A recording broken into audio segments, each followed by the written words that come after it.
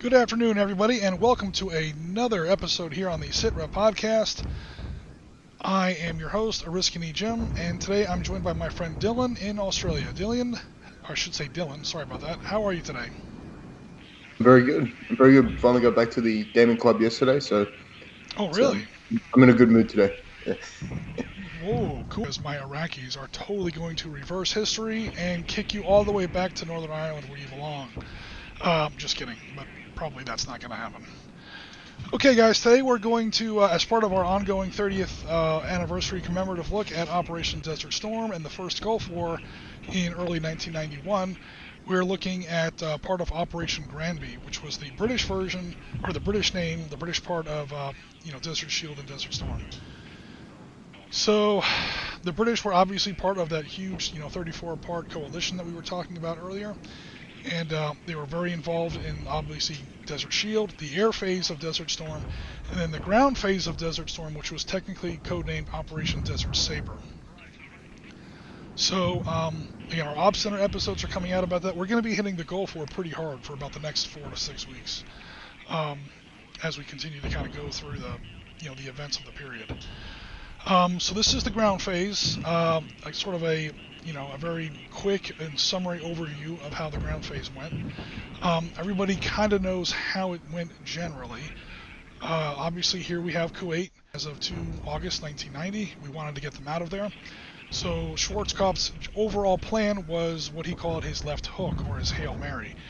And in very fast terms, again, we're going to have 2 Op Center episodes all about just this. So we're going to go over it very, very quickly here.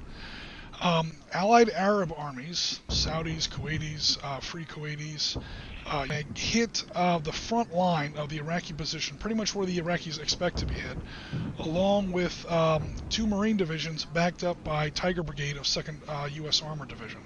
So with his big screening attack, the Iraqis in place where most of their defenses are, and what's going to happen is the main punch is in fact going to come way over here. U.S. 7th Corps, which is kind of misnamed because it was not a corps. This thing was a freaking army, man. The 7th Corps in 1991 was absolutely huge. The exact numbers are all going to be in an upcoming Op Center series, but it's huge. Big Red 1, 1st U.S. Infantry Division, very famous. 1st U.S. Armored, 1st Air Cav, 2nd Armored Cavalry Regiment, 3rd Armored Division. I mean, badass units. These were the guys that were getting ready to fight the Russians in southern Germany in Team Yankee. Right as the Cold War was ending, Saddam decided to pull this shit. Probably not very good timing on his part, because now 7th Corps is sitting around in Germany without a job. And oh look, we have somebody to kill now. And poor Iraqis, man, they haven't been right since. So they're going to go through this, what they call this breach zone here, and they're going to make what Schwarzkopf called his left hook. Which, I mean, the map shows you kind of what's going on here. Part of 7th Corps, even though it's overall an American position, or an American formation, part of 7th Corps is UK 1st Armored Division, which was very powerful for this particular operation. You see where they have a pretty important job, where their arrow goes, as Schwarzkopf kind of swings this huge door into the side of Kuwait. First, British the hinge of that door, so to speak, and they're making that inside lane into the side of Kuwait. And right here where they cross the border of Kuwait at Wadi al-Batin is the battle we're going to do today, or at least part of it, because obviously Gulf War was absolutely huge, and we can't do the whole thing, obviously, in a PanzerBlitz game. We'd be here till next Christmas. So, scrolling down for just a second. Come on, there we go. Here's a little bit of a blow up, and it shows the exact point of this battle. So, again, there's the overall area. That green rectangle there shows where this first big map sort of outlines, and then our actual game map is that little green arrow there. 35 hexes across is the main map, 250 meters across a hex, and what are we going to wind up with? We're going to wind up with about 9 kilometers of open ground. So not exactly your typical 4x6 table, but again, it's, this is Panzerleader, so Panzerleader tends to be on a little bit of a bigger scale. So here is our map for today's game. We have the Wadi al-Batin. This is pretty much the border between Iraq and Kuwait. It's sort of the western Kuwaiti border. The 27th February is when the first elements of 1st UK Armoured Division started to actually break across this line and actually invade Kuwait from the side. As the Iraqis were withdrawing, they infamously started to blow up oil wells and set them on fire. These are the oil wells that are now burning. In game terms, they have no effect on movement or units, but they do block line of sight. Everybody's seen the videos, everybody's seen the photographs of the last couple days of the Gulf War. This is the second to last day of the Gulf War. In fact, the Gulf War is going to end in about 18 hours. This is like 0600 on 27 February. It ends very early, like kind of in the wee hours of 28 February officially.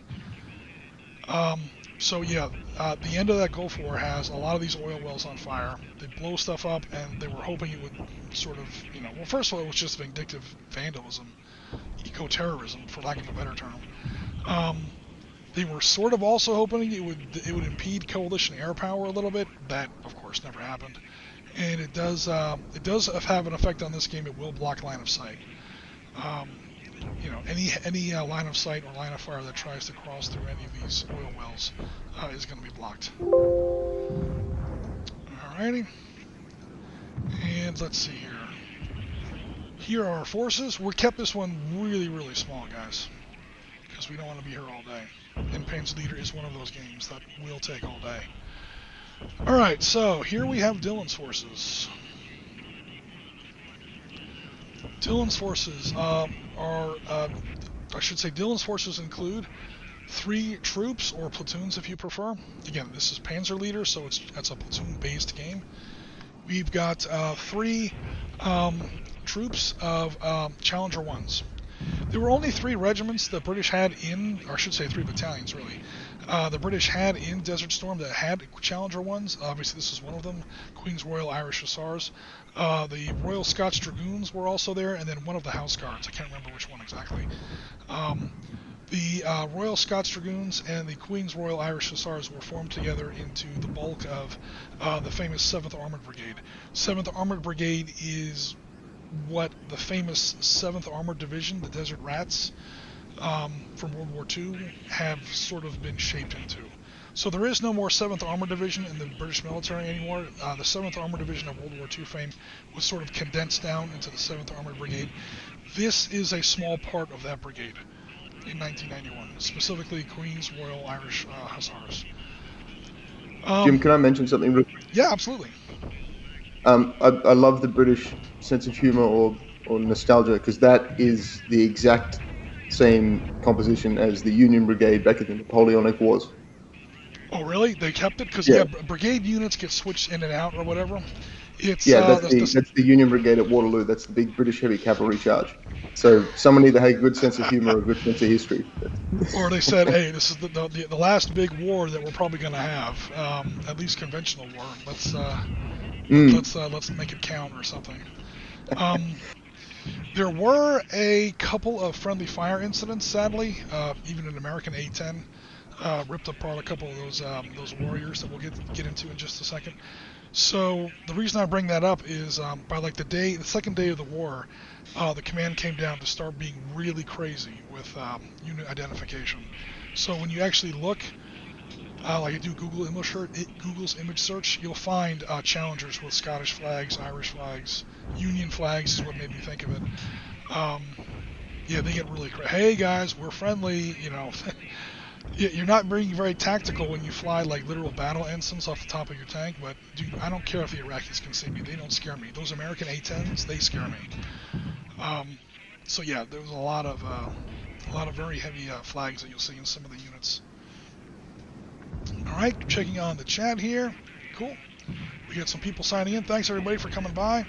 Thank you, Because Science Teacher, for another subscription. Definitely appreciate it. Any bit of support always helps. And making sure that we're good on YouTube as well. Okay, cool. The stream is steady and everything's cool. Awesome. Alright, so the next unit we have is some mechanized infantry. 3 troops of warriors. That's the MCV-80, IFE, or APC if you prefer. 3 platoons of infantry. Scimitar, just for cavalry scouting. This is your battalion command vehicle, your FE-105 Sultan. Take care of him. If you lose him, your morale goes down by 1. And then we have the FE-102 Striker with Milan anti-tank missiles. No, it's not Milan's. It's I think it's swing fires. Sorry, pretty sure those are swing fires. Based on that 50G, yeah, those got to be swing fires. 4 Tornado airstrikes and M109 Paladins. Those are American-built 155mm self-propelled howitzers. Lots of countries use them. The British definitely had them in the Gulf War. In fact, we know someone in the community who was actually in one of those, you know, doing this at 1-to-1 scale. So we definitely wanted to include those. Over here we have the Iraqis, which are of course much more numerous. Unfortunately for me, they're not nearly as impressive. We have some Type 69s, which are roughly speaking Chinese knockoffs of T-55s with some components boosted off of old T-62s kind of slapped on there. So, you know, not the best tank by any stretch of the imagination, but they're the best tanks I have. We have the classic T-55s. The good news for me as the Iraqi player is that I have 2 complete battalions of them. So there are 1, 2, 3, 4, 5, 6, 7, 8, 9, 10, 11, 12. Yeah, there are 60 Iraqi tanks on the table against basically 18 of yours. So yeah, word of the wise, there's a lot. The Iraqis definitely have the edge in numbers. It's just, you know, all my stuff is garbage. There's a full battalion of motorized infantry here in BTR-60s, IFEs, or infantry carriers, I should say.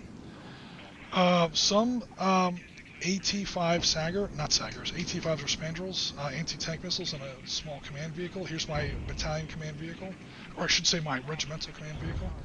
There's 2 batteries of D-46 130mm howitzers, and a little bit of air defense, because the British have tornadoes and I don't like that. So, yeah, that's pretty much the Iraqi force in summary and at a nutshell. Long story short, to summarize the Iraqis, they have the edge in numbers, they have the defense, they have no air power, and their artillery is kind of ass. Their tanks are just atrocious, not just in the numbers you see on the counter, but also in some of the abilities that they may or may not have. Dylan's tanks are just going to wipe the floor with me. It's just, I have literally about 4 times as many. So I might get a lucky hit in there somewhere. And of course the victory conditions are heavily weighted in my favor.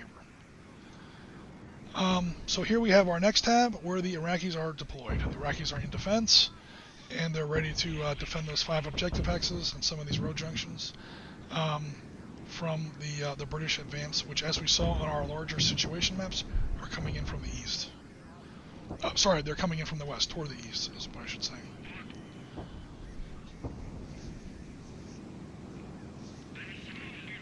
Okay, are we having problems with Twitch on the lag gen?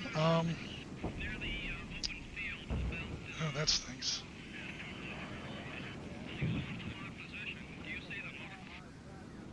I'm going to go ahead and refresh my Twitch window and see if that helps. YouTube is working fine, so I'll keep going with YouTube then. Alright guys, if anyone's having a tough time with our Twitch stream, try us out on our YouTube, because YouTube seems to be behaving fine. That starts to suggest that this isn't a problem with my PC, but instead a problem with... Oh, Twitch is better now? It's still screwed up on mine, but that may be a thing. Anyway, guys, if anything's going wrong for you on Twitch, head on over to our YouTube channel. That stream is still going well.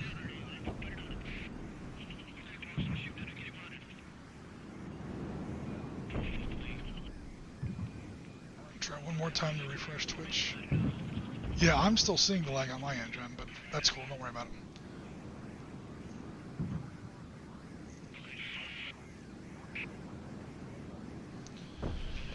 Always something. Always something.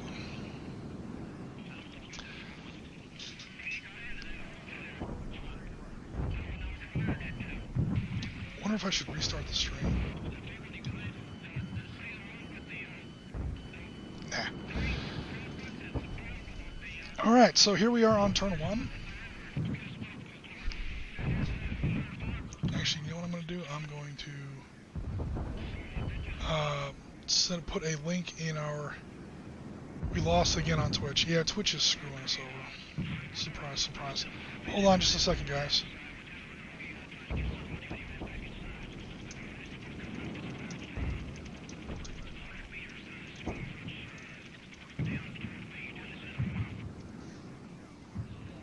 So I'm in the Twitch chat, everybody. I'm putting in a link to our YouTube channel where our stream is going great. So if you're trying to watch us on Twitch and it's not, behaving for you, again, and good to go on YouTube. YouTube is not giving us any problems whatsoever. So hopefully we can jump ship and head over to YouTube. But for now, I'm going to go ahead and continue the stream.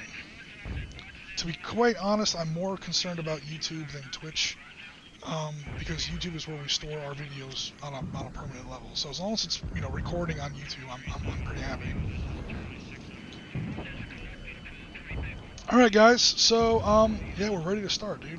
The British enter in from the west side of the table on turn 1. We're now at the beginning of turn 1, and yeah, here we go.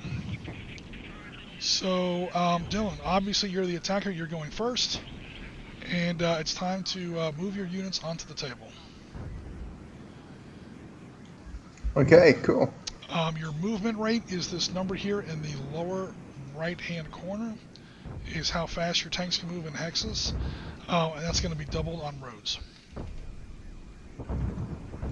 Awesome.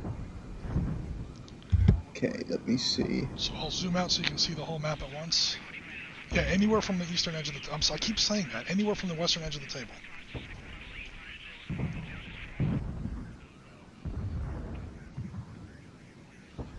I think I'm going to come on from...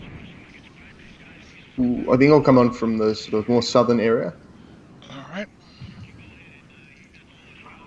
So what would that be? So we can start reading some numbers. This is the southern half of the map.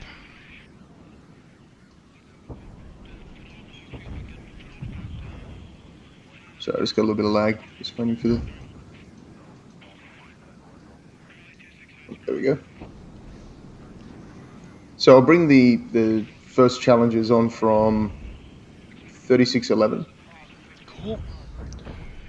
Just get these warriors and everything else out of the way. Yep. Alright, cool. So they move into 3611. That's 1 hex. They have 11 left. They'll end up in 3114.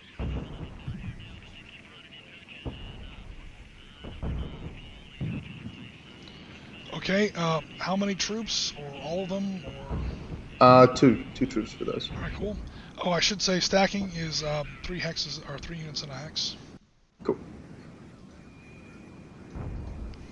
And then another 2 troops of them will be in, they'll end up in 3016 coming on from 3618, we'll say. 3016, okay, cool. So as you probably noticed, you've got 3 full troops and then 1 that looks like a half troop based on the number. 28 versus 56. So that's your commander and your second in command. Okay, cool. So which group does he want to be with? He'll go with the northern group. Alright, just checking. Yep. Thank you. Alright. The APCs or the IFVs? Yep.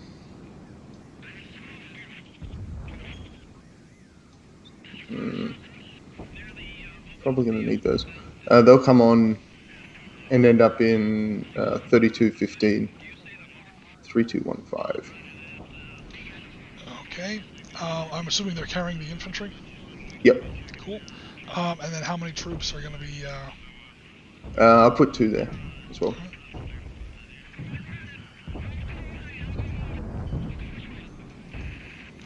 That leaves you with 1 troop left, plus your command element. Yep. He'll go with the infantry. Oh, so he'll go in 3215 as well, sorry.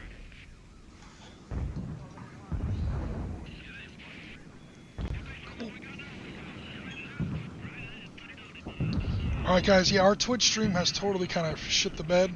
So again, we are up and good to go on YouTube. Please follow that link that I put there in our Twitch stream chat to hop over to YouTube and check us out there, where things are still going really well. So it's not my computer, it's something seriously is up with Twitch.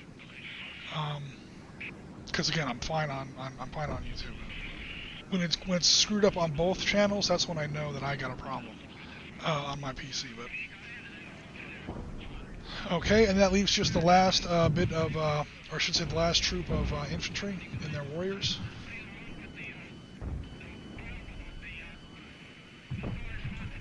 They'll go to 3217. All right, that leaves your battalion commander, your cavalry scouts, and your guided missile guys. Yep. They'll all go into 3317. Play it a little bit safe for the first turn. All right, cool. That concludes movement.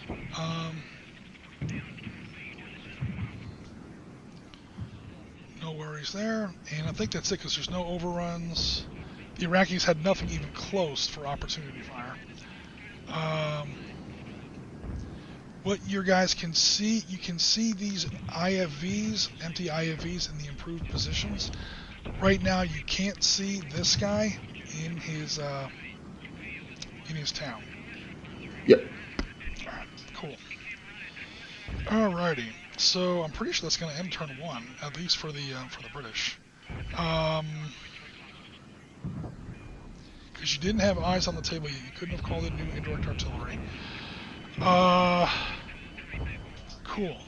So now we have the Iraqi turn. The Iraqis they're going to start with calling in indirect artillery. Alright, so here's the turn sequence, everybody.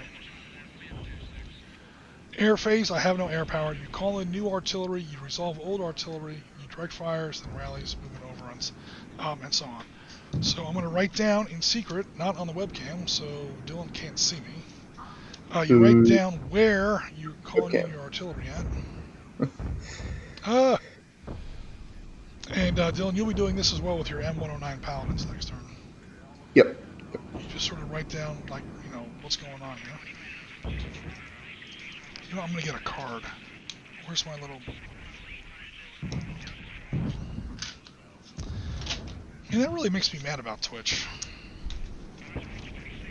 Twitch is up for now. I'm timing to see how long it glitches. Okay, cool. Again, guys, if you're on Twitch and you're trying to watch us and you're having problems, please follow the link that I have put in our YouTube. I'm sorry, that I put in our Twitch stream that takes you to our YouTube channel, where we are also streaming, and things are going great.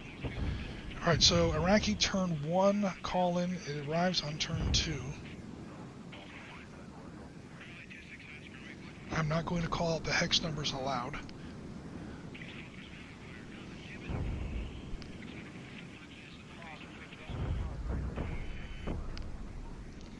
Alright, I know where my artillery is coming. Shells are on the way. Next. We go to resolve old artillery. There was no old artillery. Direct fire. I have nothing even close to in range. Not even my guided missiles. So, yeah, I'm not going to do anything. That means no direct fire, no rallies, no move. Do I want to do any movement? Let me see here. Do I want to rearrange anything in my backfield?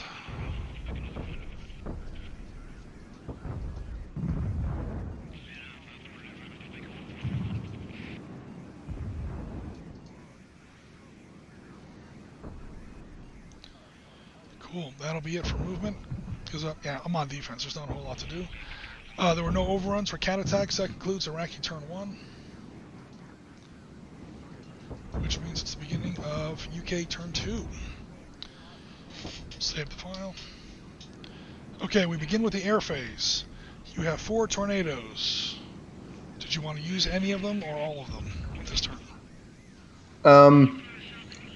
Let me use...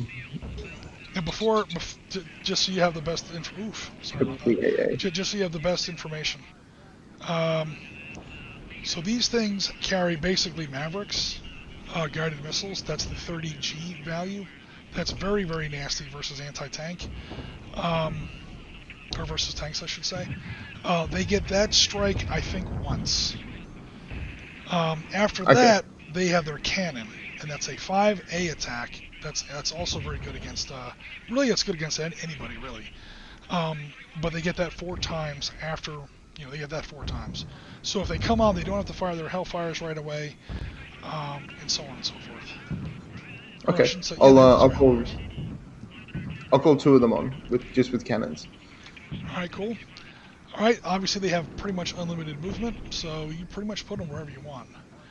Now, to your earlier question, there is Iraqi air defense here. Yes. A Shilka, an SA-13 section, and a little gas section with trucks. The gas trucks with the 23mm dumb guns on there. Okay. The target for this is going to be the Shilka. Ooh, shit. He's going for it, folks. All right, now those guided missiles, those Mavericks can be fired from a certain... Just go for the cannons for just a... Oh, that's right. You said cannons. All right. Yeah. I don't think I'll waste the big... Okay. Here's the problem. With cannons that have a range of 5, you got to get kind of close. Yeah. So, is there any particular direction you want to approach from? So we have Shilka. No, I don't think... Okay. In some situations, it might make a difference. Yeah. So just trying to... I'll go for the Shilka and try and knock it out. Okay.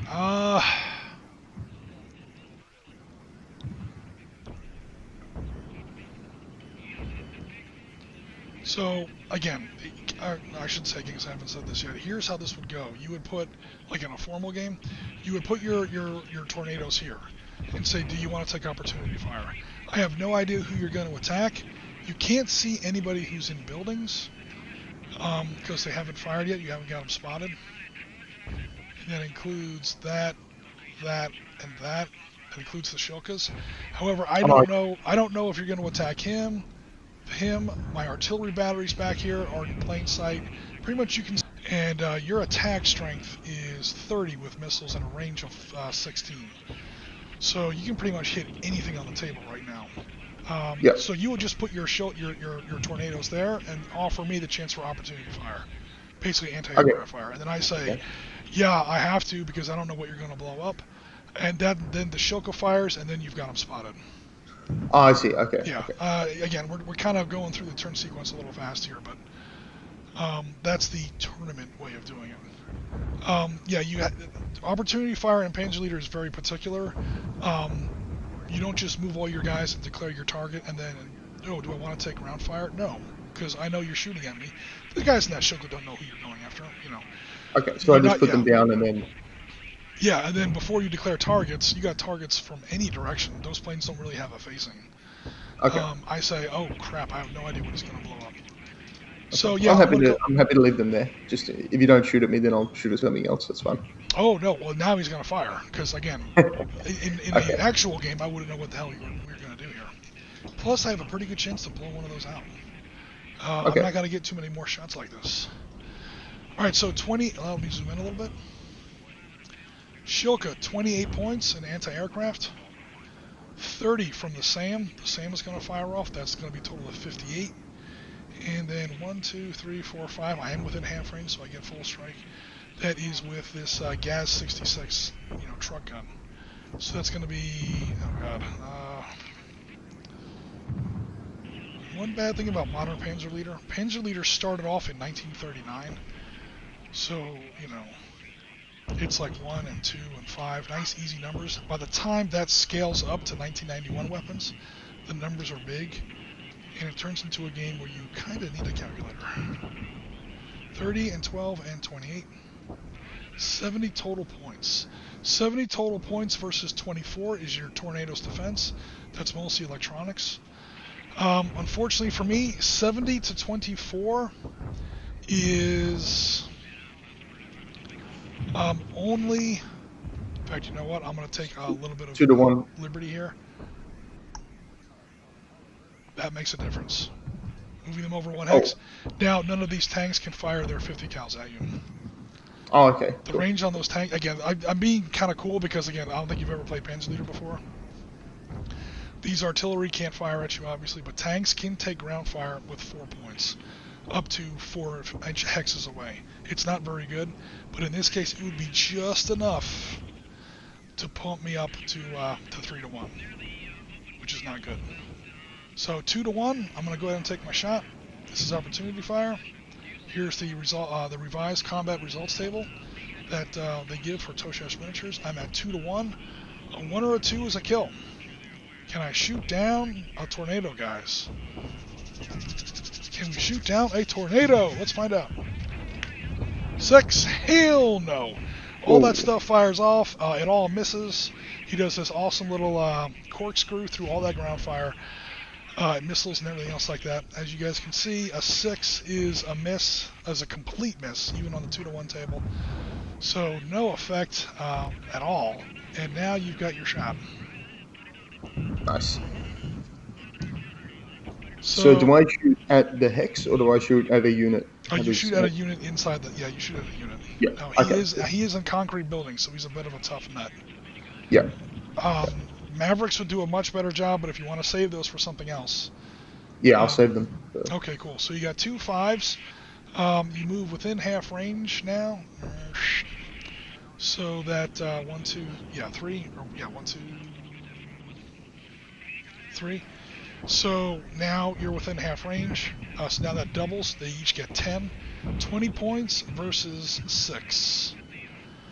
The building 3. adds 5 to my defense, so now it becomes just a 1-1. More tornadoes or fire? No, I'm cool with I'm good with the 1-1. Yeah. Yeah, 1-1. You might kill him, but I doubt it.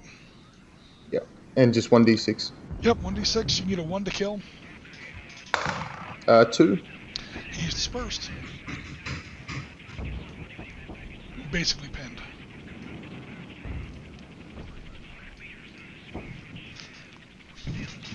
And we have some opportunity fire counters to put down. Alright, not a lot happened there. But that's okay.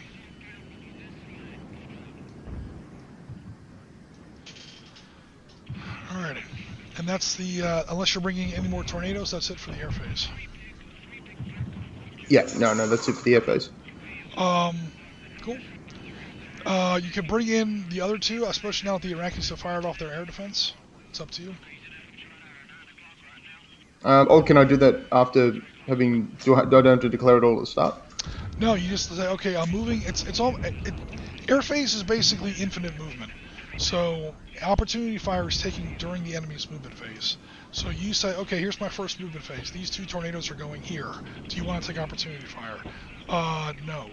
Or yes. I said yes, I took my opportunity fire. They can't take it again. Okay. Now the only thing that would be illegal is for those 2 tornadoes, those other 2 tornadoes, to shoot at that same shell cone. Yep. That would be illegal. Yep. In that case, yeah, I will bring another 2 on just to do another strafing run with the cannons. All right. That also makes my record keeping a little easier. Alrighty. Cool. And what are we engaging? You can. I'm going to go for your. Anything that's not in the building. Okay. I'll go for your artillery at the back there. Oh no. I'll go 1 on each artillery piece. Is that a good idea? Not a good idea. Well, 5 and 5 makes 10 versus 2 is going to be 5-1. Oh. Again, a Panzer leader, you always want to go for at least 4-1, if not 5-1, especially since he is in improved positions. He gets +2 to your roll. You have to add 2 to your roll. Okay, yeah, in that case, I'll just target the 1. Now, for people in the chat, he's also behind that reddish-brown line, which gives him hull-down shielding. That doesn't matter against aircraft. So he doesn't. Otherwise, you'd be adding 3 to your die roll. No, sorry, you'd be adding 4 to your die roll, which is pretty bad on a d6. But anyway, cool. So 5 and 5 makes 10. Again, that cannon has a star after its A, which means it doesn't divide against soft targets. They carry cannons as well. Yep. So it's going to be 5 plus 5 is 10. 10 versus 2. You're going for just the battery, not the stupid little truck that carries it around. Yeah, just the battery. Yeah. Cool. So that's going to be 5 or 6 guns of D46s, big guns. So we've got 10 versus 2 is 5-1 odds. You do have to add 2 to your die roll, however, because of my improved position. Okay. A 2 plus 2 is 4. Becomes a 4. That is a kill. Kaboom! Nice. Oh no. Hold on, man. What the hell? I know I made those. Oh no, where the hell are they? Give me 2 seconds. You guys know I gotta have my little smoke poofs.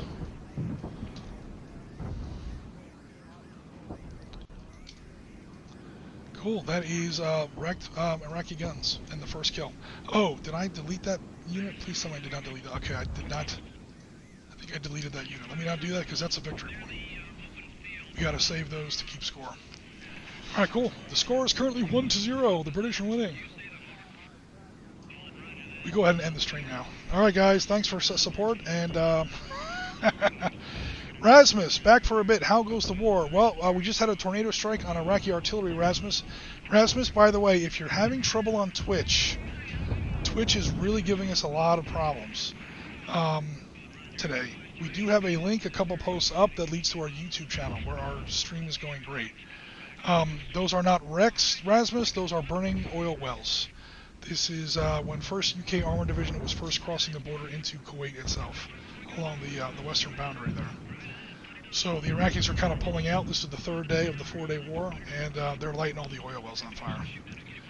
Okay, so now air phase is complete on British turn 2. We now go to British direct fire. Oh, sorry. You call in new artillery. Anything that your ground units can see can get an artillery mission. Okay, and that'll come at the end of at this point next turn. It'll be it'll come at the beginning of your next turn. Okay. You got 2 batteries of M901 M109 Paladins. Yep. I don't think I can actually see anything. That's the problem. You can see the hex that the infantry is in. Yeah, no, I don't want them to be there next turn anyway, so I'll hold off on calling artillery this time. Yeah, those oil wells are blocking along the line of sight as well.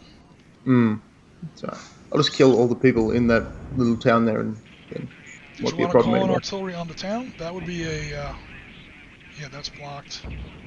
Yeah. Those oil wells No, are making a mess. I'm all good. I'll hold off on it. Did you want to bring your M901s on the table? I keep calling them M901s. They're not ITVs. Did you want to bring your M109s on the table? No, I'm cool to leave them off the table. Okay, that makes them more vulnerable, but it does mean that you can fire them directly. No, it's all good. I'll be patient. Okay, cool. Old artillery, there's no new artillery. Go straight to direct fire. This is old-fashioned wargaming. I can see it, I can shoot it, I can kill it. Yep. And I think the only things I can see would be the transports, isn't it? The transports have smoke fields in front of them. Yeah, that's right. Now, you can overrun them. Have enough movement. Okay, let's do a close assault then. Alrighty. So the way overruns work in Panzer Leader, guys, is you basically drive over the enemy unit. It's only armored vehicles can do it. So let's see if these two right here. There's a movement of 12. 1, 2, 3, 4, 5. How do I do this? If I go here, this infantry gets a shot at me with opportunity fire, RPGs and the like. So maybe that's not the hottest move.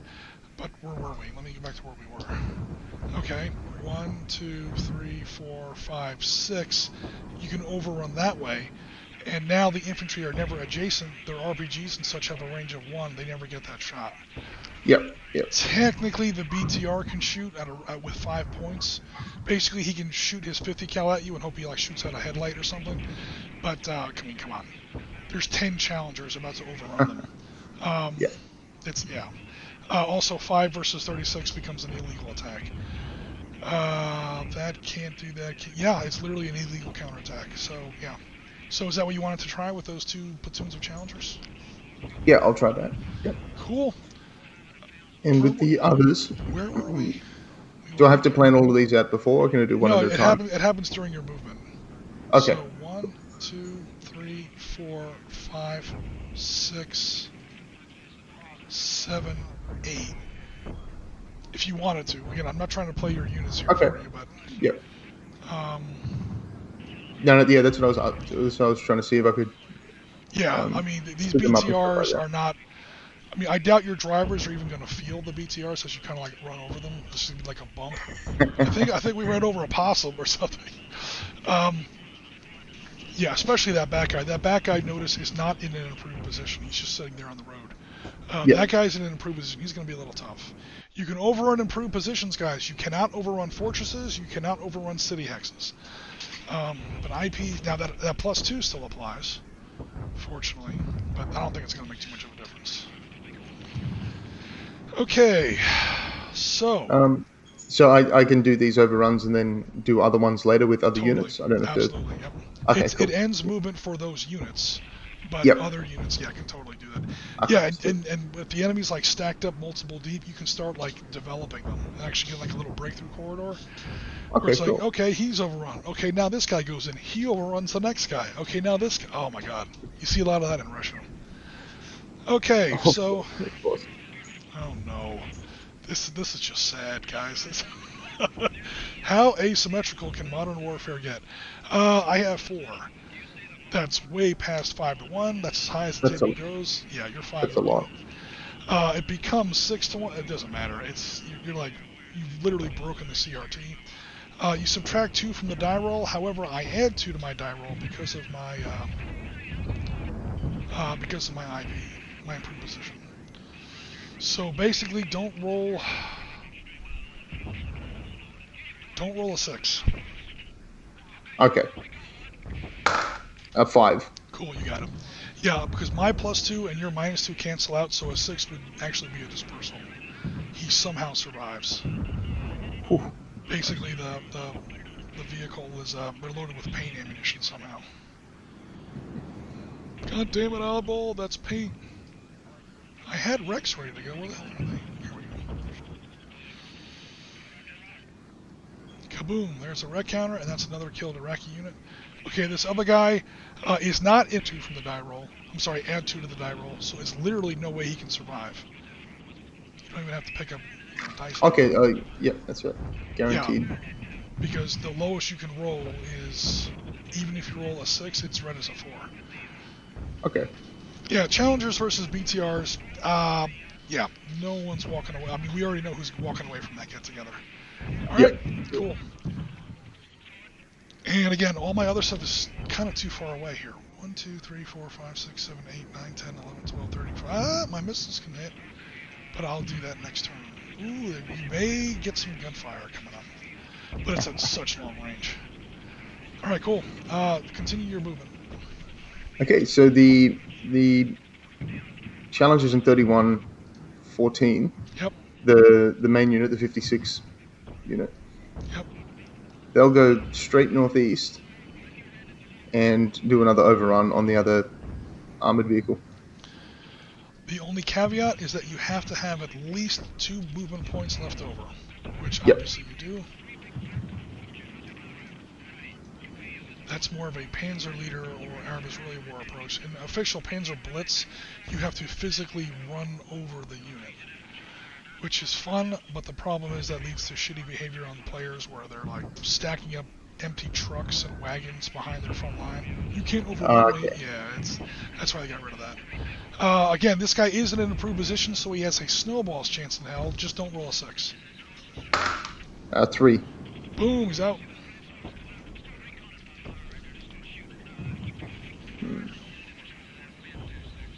Yep, that's a whole, that's 3 platoons. That's 15 wrecked BTR 60s. Picture that on a Team Yankee table. Okay, and then, the rest of your movement, whatever you want to do. So I have not got those infantry spotted, have I? Technically, no. You know what? Hold on. Oh my God, I didn't save it. Oh, give me a second, everybody.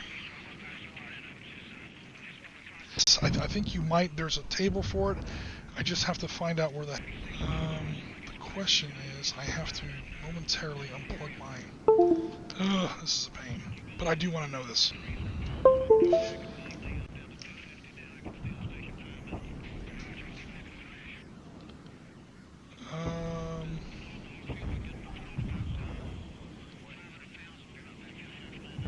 Excuse me? Oh, there it is.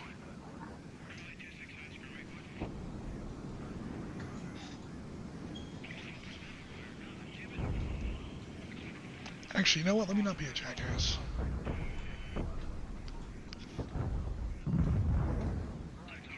Just put this onto your desktop the way you should have to begin with, dummy. There you go. Now you can take out your thumb drive, plug in your... Sorry guys, 2 seconds. This is something I should have set up ahead of time. Alright, there we go. Now I can actually navigate the document. This computer only has a couple of ports for USB. Right, there is a spotting table. Spotting table, bingo.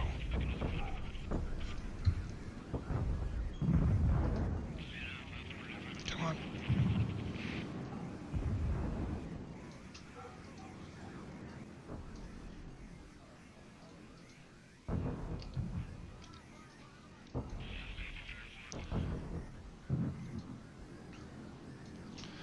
Okay, target class, it's infantry, stationary. Oh yeah, okay, alright. No, you don't have them spotted yet because they haven't fired at you. Stationary, infantry, range 4 or less, no, you do not have them spotted. Alright. Okay, cool. I remember there was a spotting table, I wasn't sure what, I mean, I know the rules in PanzerBlitz and Panzer Leader for damn sure. I just didn't know what he had changed in, or what Toshach Miniatures had changed in TCME. So I wanted to make triple sure. Alright, cool. Yeah, to answer your question, no, you have not spotted them yet. Because you have no units that are actually adjacent. So you spot enemy in terrain like that when they are A, you're adjacent to them, or B, they fire at you. Or they fire at anybody. Yeah. Yeah, cool. Probably don't want to risk my commander just to spot those guys. It's probably not smart. No, up close, infantry is dangerous versus tanks. Yep. Yeah. Very dangerous, especially in large numbers. If you move adjacent to him, he will what's called cat attack you. Close assault tactics. There are 3 6s in there, that's 18. And close assault tactics, post 1973, triple versus armor. It's called RPGs. So that 18 gets turned into a 54. Versus your 24, he will probably put at least one RPG into a turret bustle, he'll blow a wheel off, he'll get into the turret ring. You're going to have a burning challenger, and that's 10 points to me. Mm-hmm. Plus, that's a commander. That's not good news. Yep. Okay, I'll move my commander into the same hex as the original guy, so hex 2016. Hello. Oh, I'm sorry. I was checking the chat. I'm sorry. What were you saying? Oh, I'll move my commander into 2016. 2610. Got it. Cool. All right, Vorpalbite, hello, how you doing? Everyone has been taking their ugly pills. Everyone's been taking their ugly pills. Why, because we're playing the Iraqis? I'm not sure. Rasmus is going to check us out later, because right now he is outside with a coffee in the Ohio winter. Why are you outside in an Ohio winter? Oh my god. He's getting back to his Viking roots, I guess. Okay. Alright, now the IFVs. Yep. 3, 4, 5, 6, 7, 8, 9, 10. I'll move them to 2315. Just behind that. 2315. Behind that birdie. Oh, okay, cool. He's going way out there. I got him. Yep. Oh, that whole Hacksworth, or? Oh yeah, the whole hex. Yeah. Ooh, now that's juicy. 1, 2, 3, 4, 5, 6, 7, 8, 9, 10, 11, 12, 13. Yeah, thank God for that smoke screen. Yep. That burning oil well. This guy right here, he is drooling at the chops. He will put a spandrel into those IFVs, and when the IFV goes up, the infantry platoon inside goes with it. Those are not tanks, but that's 2 5-point kills. That's 10 points to me. So far, you've only racked up a total of 4 points. So again, guys in the chat, the fact that the Iraqis are going to lose this battle is a foregone conclusion. Obviously, you know, this is 1991 to Gulf War versus a very, very serious British unit. However, I can totally win this game. Okay, but I think they're pretty safe for now. Any other movement? I'm sure there is. Yep, I'll move the recon side, the unit in 3317, Okay. the whole hex, so into 2514.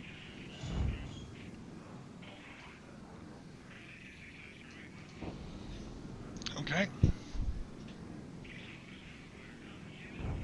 And then the rest, the other unit, the other hex This is there, the last will move troop into. of mechanized infantry. Yep. 2415. Just behind the harder unit there. Yep. You know what this is starting to remind me of? That speech that Pickett gives in Gettysburg.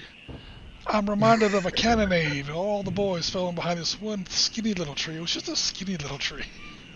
Swaying back and forth, and they will lean. The ball would come this way, the boys would swing this way. The shot would come that way, the boys would come. The hell of a thing to say. Yeah, because these Type 69s and these AT4s or AT5s can reach you. That's for sure. Yep. Jen, just curious, how is Twitch behaving when you get a chance? It's still completely screwed up for me. However, let me see if I still have this on my clipboard. Cool. All right, guys. If Twitch is not behaving for you, I see we got some viewers on Twitch.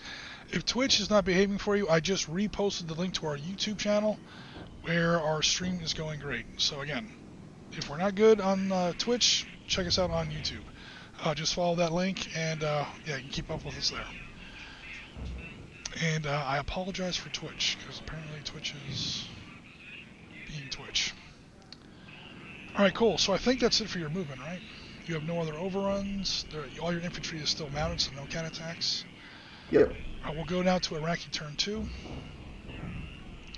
Okay, Iraqi turn 2 is where before I resolve it, oops, wrong button, sorry guys, is where I reveal, I should say, my previous artillery. I didn't declare which was which, so I'm just going to say this on an odds. This one was wiped out by your airstrike. That was one battery of artillery, that was the other battery of artillery. So the battery of artillery, this battery of artillery of course never hits because the guns are exploded. This guy does land. 2713. I don't think you have anybody there. 2713. I figured you were going to pile up against this town. So some Iraqi artillery does land here. But of course there's nobody there. That's okay. That's the end of that. Now I'm going to go ahead and... no. I mean, it can scatter, but you can't intentionally scatter it. Okay, cool. Alright, so cool. So call in on turn 2, arrive on turn 3. I'm going to call in a new mission.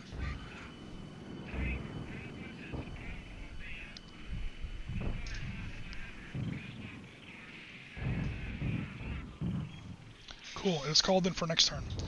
Awesome. Now I go to direct fire. Oh, I have some.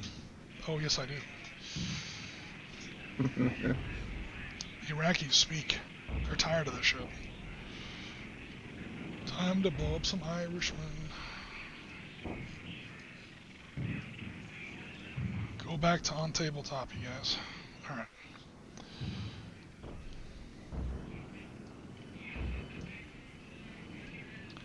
One, 2, 3, 4, 5, 6, 7, 8, 9, 10, 11, 12, 13. It is extreme range, but I do have it. Which means a lot of these numbers are going to be divided in half. But pretty much this whole gun line is just going to cut loose.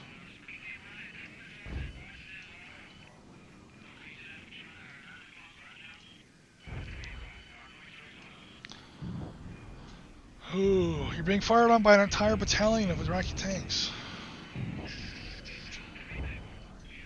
How does that make you feel, Mr. Challenger?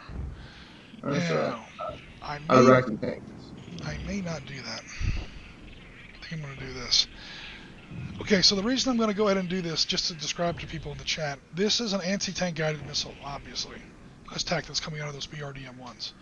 Anti-tank guided missiles have a particularly difficult time with composite armor. These Challengers obviously have chop-up armor. That's the asterisk after their defense factor. So their defense factor is ridiculously high already. On top of that, any attack that is a guided missile attack has to add 1 to my die roll on top of anything else. If there are 2 asterisks on there, that's for like modern day, like 2020s, second generation chop-up armor. That's like the modern Leopard 2A5s, Charlie 2s, M1A1, M1A2, so on and so forth. That's when you see like 36 and 2 asterisks. And that's when it gets ridiculous.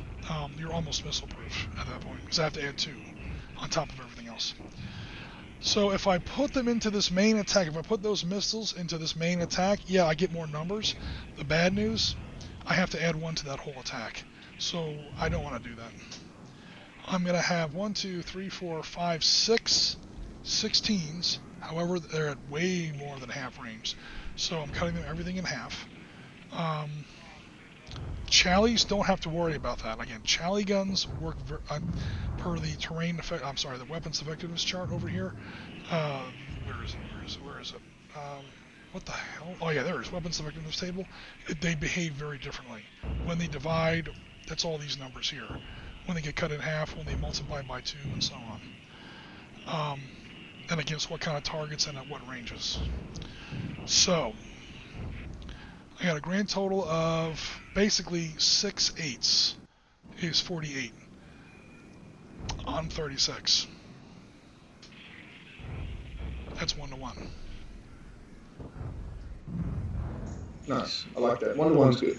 Yeah, but I mean, again, for people in the chat, I'm firing an entire battalion at 1 troop of tanks, and like, oh look, nothing's gonna happen here. I only need like 1 or 2 of these. You know, if I score a 1 on this die roll and blow up that Charlie platoon, that's 10 points. So far, all the damage he's done, he's only gotten 4 points worth of victory on me. I roll a 1 here, that's a dead Charlie, that's a dead tank platoon, coalition tank platoon, 10 points. We'll see what happens. Even if I pin him down, I still get 1 point just for pinning him down. And these are the victory conditions actually in the TCME rulebook. I didn't make these up. All right, 1 to 1. Let's see what happens. Oh, Allah help me! Oh, there's a 1. Whoa! Burning Challengers. I think the Iraqis just won this game.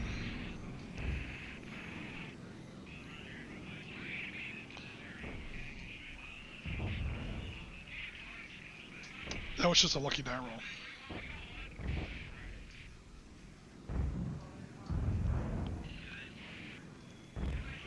Oh shit! You were in a fucking smoke screen. Sorry for cursing. Oh, you were in a smoke screen. That gives you a +1. It's basically trees. Sorry. So that 1 becomes a 2. He's dispersed. Whew. Sorry, I forgot about the smoke screen he was in. I almost just didn't even see it. Oh, okay, cool. I'm actually kind of glad. I didn't want to like end the game already. Because not only are you gonna have to dig out of a 10-point deficit now, but you just lost 1/3 of your real firepower. That would have been like really bad. All right, that is 1 point to me though. So where am I gonna start keeping score here? So Iraqi dispersals, that's 1. Cool. All right, and now my 40, which never divides, I'm going to go ahead and launch into this. I do have to add 1 for my smoke screen and 1 for hitting enhanced armor with anti-tank guided weapons, with heat warheads, basically. So it's still 1 to 1. I have to add 2 to the die roll. I'm hoping for another dispersal. 1 to 1. I basically need a 1 or a 2 because I have to add 2 to my die roll. Cool. 3. I just missed.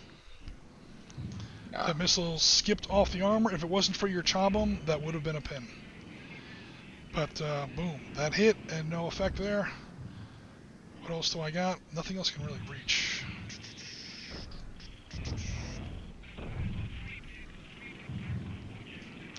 And this guy, by the way, is right now kind of pissed off in his tank turret. That's what happened. They forced him to drop his T. And now he's yelling into his microphone, I thought we had tornadoes to deal with those goddamn tanks on that ridge. What the hell's going on over here? Can't you see I'm busy overrunning poor little BMPs and BTRs? Man's work I'm doing over here. Man's work. Nothing else. Yeah, none of these poor T-55s can even come close to reaching you. I fired my missiles. Opportunity fire, opportunity fire. I will now try to rally my poor helpless little Shilkas. Morale D, I rally on a 1 or a 2. He does not rally with a 6. So... Nice. Are you guys seeing the dice rolls here on chat? I can see them. Okay, cool. Vorpal Bite. Well, sometimes the dice tray replays don't really work, I've noticed on YouTube replays. Vorpal Bite says, okay, well, let me catch up here on the chat here.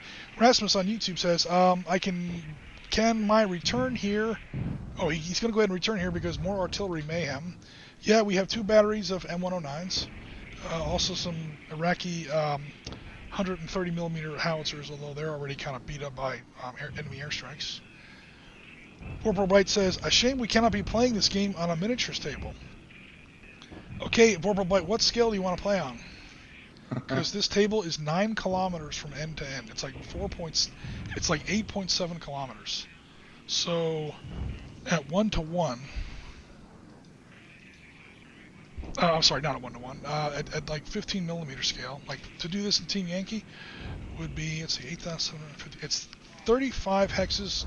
35 hexes from end to end, 50 meters, divided by 100 times 3.3 to convert meters to feet.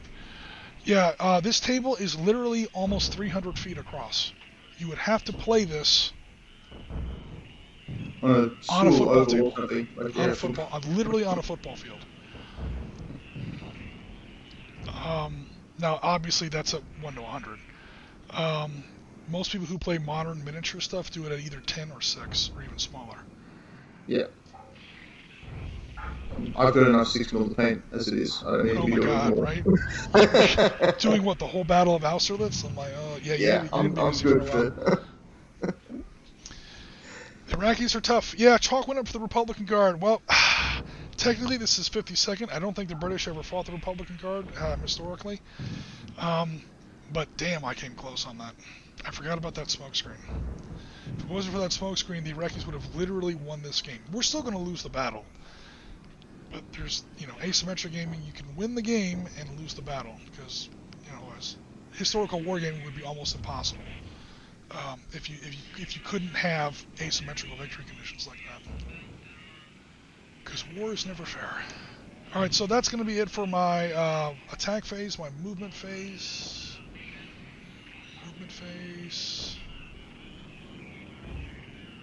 I'm pretty happy where I'm at.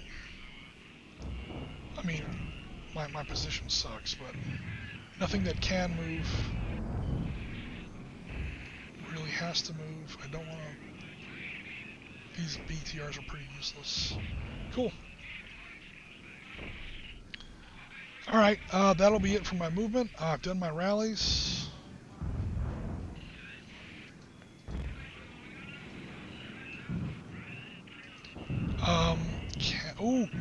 Movement. I'm still in my movement phase. Get ready with opportunity fire. These guys have been bombed for 5 weeks, and they're now in like a crazed state. Yep. Dun-dun. And await your displeasure. And by the way, you'd better kill them. Yes. Because if you don't, close assault into this hex, game over. Yeah. That's 15 points. That's a lot of... That's 15 points and your commander. Yeah. Your real commander. The commander that actually has a game effect. That little Sultan, that's your battalion commander right there. See all those little extra doodads on his hull? That's all his radio antenna. Okay. All right. Let me get my dice. Oh, so, well, hold on. Yeah, we're gonna. It depends on how much you want to put into this opportunity fire. You definitely want to break it up or pin it down, or. I assume I don't get that 50. That 50? Oh, the 50G? No. I assume I don't get that. Yeah. No. You can't fire swing fires at enemy infantry. There's some other 50s you can put in there. That 56. It gets cut in half, but it's still, what's half of 56? 28? Yep. You have the 30mm cannon on the troop carrier. He's got a little M240 on there. That's his 2i. These guys can all shoot. Just in case it's not clear, units never block line of sight. 250-meter hexes, open desert, Okay. like five guys, five vehicles in a counter. So you can easily shoot through friendly or enemy units. In that case, all the IFVs will shoot. Okay, so this one, this one, this one, this one, and this one. Yep. The infantry inside cannot fire because they're still mounted. Yep. So I got 8, 8, 8, and 4. That's 28 so far. 24 plus 4. Plus this 8 makes 36. This little it's against the combined 18, is it? Or is it against? You can pick them off if you want. In direct fire, you can totally pick out individual units. Okay. Can I target the entire thing though? Oh yeah, you can. Yeah, but it's your option. There are some attacks where you have to attack the entire hex. Direct fire, you can pick and choose if you want. 8, 8, 8, 16, 24, 28, 16.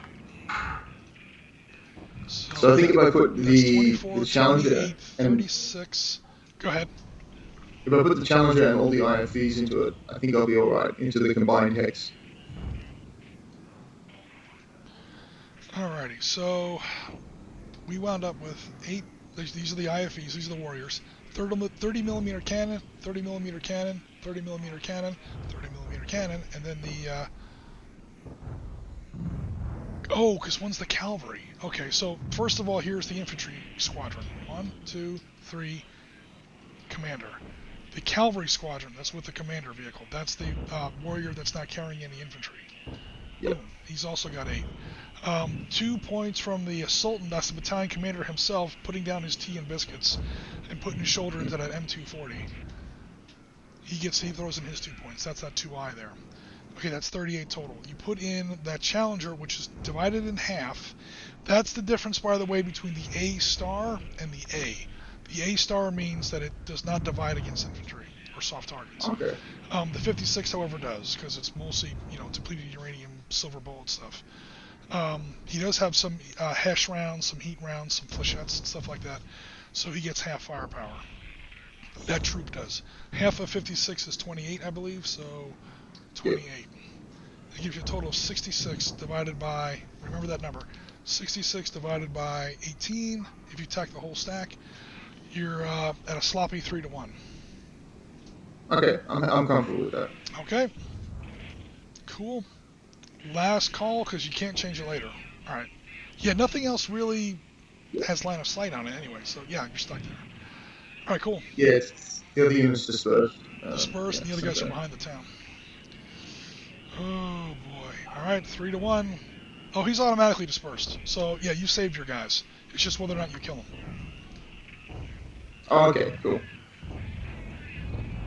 So again, for people in the chat who may not know, and also Dylan, again, I keep forgetting this is your first game of Panzer Leader. An X is a kill. A DD or a D is a dispersal. That's basically a pin. The difference is that if you are already pinned for whatever reason and you get hit again, a double D will kill you. That's why there's between a double D and a D. Anyway, these guys were not dispersed. They were coming at you. What did you get for your... I rolled a 2. A 2, that's for 3 kills. Awesome. Now, that means that those other units cannot fire next turn. The ones that you shot. You basically shot early.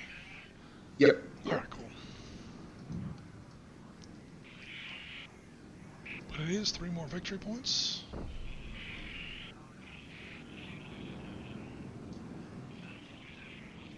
Oh my god, this again? Ugh.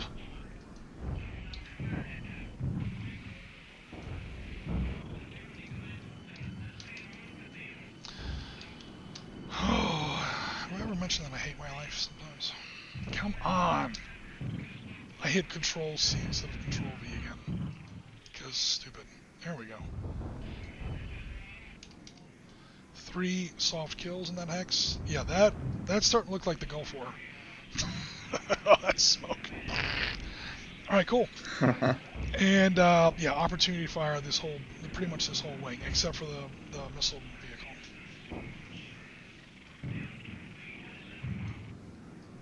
I'll just put one opportunity fire counter here to remind me. Chat if we get something wrong. Okay, so that is going to conclude my movement phase. I was trying for a cat attack, and that pretty much is going to close out my phase. We go now to beginning of British turn 3. Hey, Ben, what's going on? We're putting the Irish into Desert Storm. The Irish actually did, or I should say the Northern Irish, Ulster Regiment, they did have an actual Queen's Irish Hussars. Queen's Royal Irish Hussars were with 1st UK Armoured Division. It's 27 February 1991.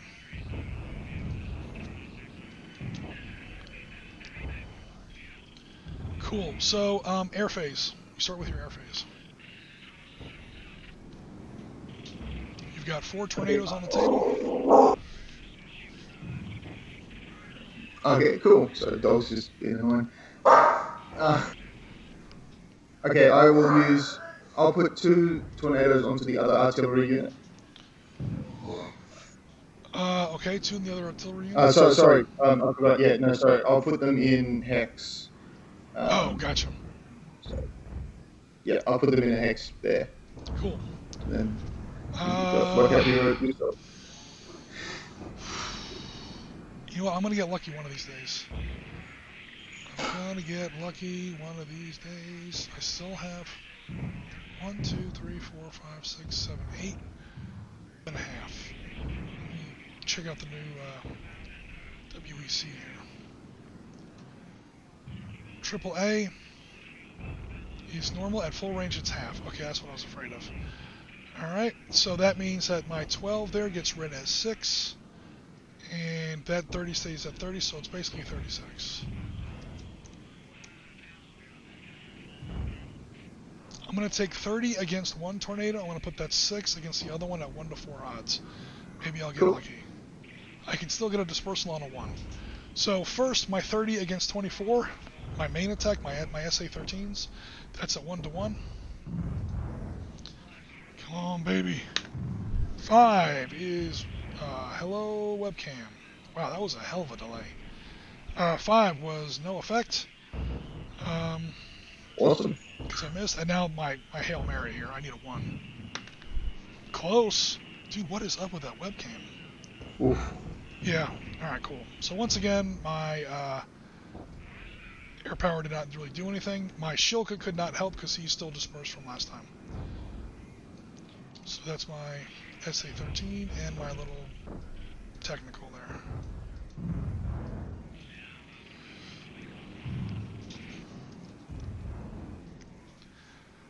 Al-Suqayliya, by the way, is the historical, Al-Suqayliyan, I should say, is the police fort that the Kuwaitis had on the border there. Hence, it's a little, a small desert town. It's right on the border. This Wadi al-Batin valley here more or less describes the southwest to northeast border between Iraq and Kuwait. Alright, cool. So, we're going to go ahead and execute your airstrikes. Yep. 2 cannons into the artillery. That's again 5 to 1. Add 2 to your die roll for my improved position. 2. 2. Kaboom! Another one destroyed. There goes my artillery. That's one less phase we have to worry about in the Iraqi turn sequence. So the stream will go a little faster. Thank you for that. GDW Desert War Fact Book. Yes. Vorpal, I do have that book as well. We're going to talk about it in just a second after Dylan finishes his air phase. The other 2... Yep. I'll put them in 1102. It's totally up to you. Again, in fact, I don't suggest this, but just so you know, if they attack that Shilka again, It's -1 off the die roll, which is a bonus to you. And again, a double D will result in a kill because they're already pinned. So pinning them out was enough for me. No worries. All right, so you said 1-1 something. 1102. I'll probably take some flack from that, but 1102. oh, actually, no, hang on. What am I doing? So, no, I'm an idiot. Sorry. Sorry, an idiot. 0601 is much better. What am I doing? Okay, I think I see what's coming. Yeah. Are Mavericks away? Yep. Mavericks away. You know, it could be 5 away, and I'm thinking, no, I've got 30 range. No, it's 12. No, I said 16. 16 for a Maverick. Oh, 16. Yeah, 16 range. Yeah. Yep, and you're more than 4 hexes away from all my tanks, so no ground fire can come back at you. Yep. Oh no, the Padawan is beginning to learn Panzer Leader. Just gonna change these guys' color slightly just so I remember that they fired off their Mavericks. They did not defect to the Iraqi side. Okay, so that's 60 total points. Who are they going after? So I can fire 2 different hexes with these. Yep, you can put 30 points in one, 30 points in the other. So one of them is going to go into 0908, that little armored vehicle. Oh no! 30 versus 4 is 7-1 odds. Or basically 5-1 odds. Yeah, just don't roll a 6. Okay. A 3. Boom. It's just 5. 2.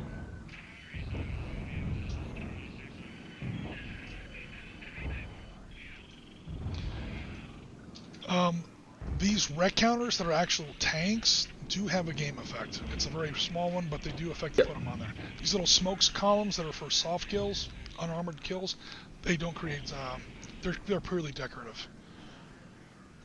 Okay, cool. So that's one Maverick away. Now you've got the other one, 30 versus. Let's go with the 1006. The two tanks on the ridge line there at the bottom. Okay, cool. You're going to engage both platoons or just one? You get 2-1 if you attack one. You get 1-1 if you attack both. Because that 30 gets applied against either a 14, that's the bottom left-hand corner there, or that's their defense, or a 28. I think I'll just go on one of them. Cool. 2-1. Go ahead, roll, and I'll go for just one. Awesome. Go ahead. A 3. 3. You barely did not kill them. 3 is a dispersal on the 2-1 table. Yeah, but that gets up because they're in the prepared positions? Nope. That unit is not in prepared positions. Oh, okay. And you attack them from behind, which means that they don't get the benefit of that. Well, they don't get that anyway because of aircraft. Yeah, but you actually followed several rules of Panzer Leader there, probably without even realizing it. When your tanks start engaging these guys, if you can possibly get behind them, you're shooting them from behind their cover. They don't get benefit of their cover, obviously. So that little brown line there is like a spine in the ridge, and that gives them what they call hold-down shielding, which on Chinese and Soviet tanks isn't that great. It's only a +1 because the guns don't depress that far, but it's still enough. Alright, cool. So that will wrap up the air phase, and we now go to your artillery phase. Did you want to call in any artillery? Quick question. Can my dispersed unit see people for the purposes of calling in artillery? No, we cannot. Yes, that's... Okay. You can see out of smoke screens, you can see into smoke screens, you cannot see through smoke screens. So all these guys that took opportunity fire, like this guy here, has a clear line of sight. This guy has a line of sight. He's yelling about spilt tea right now. This platoon, however, can see pretty much everything except for whatever is blocked by that smoke screen. But he can see these guys. Okay. Let me type down where I want that to go. Alright, he calls in the hex number, and then again you have 2 batteries, so you can call in 2 missions or 1 really big one. I would probably suggest 1 really big one. 1 really big one? Okay. Yeah, Panzer Leader is all about concentration of firepower. Never attack 30 units when you can kill 1 unit. I have that written down here. Let me save that. Just right now, get it. while you're doing that, I will catch up on the chat. Are the Iraqis in those triangle-shaped bases? I see no triangle-shaped bases here on my map. They're all counters. They're squares. If you're looking at these arrows here, these were where he was doing overruns. I should go ahead and take those off. Those overruns are complete. Ben, you missed it. He was overrunning BTR-60s, Ben. He was overrunning BTR-60s with Challenger 1s. Because he wanted to feel like a big shot for 5 minutes. Oh, yeah, I did. I did feel like a big shot, too. I was joking around. Like, I doubt the driver even felt that, dude. It's like running over a golf cart. It's like, brrr. Let's see what else is going on here. Ben says, yes, 7th Corps. Technically, yes. If we go here super fast to the background, 1st UK Armoured Division was part of 7th Corps for this particular campaign. That obscenely overgrown, gigantic monstrosity of a field formation. I actually got the actual numbers on what went into 7th Corps for this campaign. I'm like, oh my god. Dude, just call it 7th Army. It's literally, well, dude, you don't even have to know the specific numbers. A corps is 2 to 3 divisions. Division. You're already at 4. Okay, that's 2 corps. Or 2 corps, I should say. It should be 7th Corps and 8th Corps. And on top of that, you've got Armored Cavalry. Oh wait, that's a whole other division. That's 5 divisions. What corps has 5 divisions plus Armored Cavalry regiments? I mean, yeah, it's absurd. I mean, yeah, I've got the numbers. It's coming out in an Ops Center episode. How many thousands of tons, not gallons, thousands of tons of gasoline they went through a day? How many hundreds of thousands of pounds of ammunition? It's 140,000 people. That's an army. That's not a corps. And something like 45,000 vehicles. Again, I can't remember how many aircraft, how many helicopters. But yeah, to answer your question, Ben, this is technically a 7th Corps game because 1st UK Armoured, which this is a part of, technically we're looking at Queen's Royal Irish Hussars, were part of 7th Corps for this particular campaign. They sort of form 7th Corps' right-hand wing. Okay, so your artillery is called in. We had no artillery left over from last turn. Direct fire. Yep. Okay. Now I can move and fire. What's the process for doing that? Is it move then fire, or is it fire now and move later? Fire comes first, but then you can move after that if you want. Like all these guys that take opportunity fire, they can all move. Normally you can't do that. That's like a sacrilege against the gods of Panzer Leader. But again, stabilized 1991 guns. Yep. I don't think I can actually shoot anything now because everything's either blocked or dispersed or already fired. Yeah, because that Challenger did already fire. Yep. Yep. And then the burning oil wells still messing up for a little bit. Blocking, some particulars.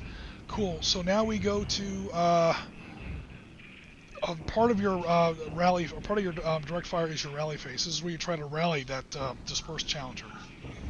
Cool. Okay, you have morale A, which means you rally on anything but a 6.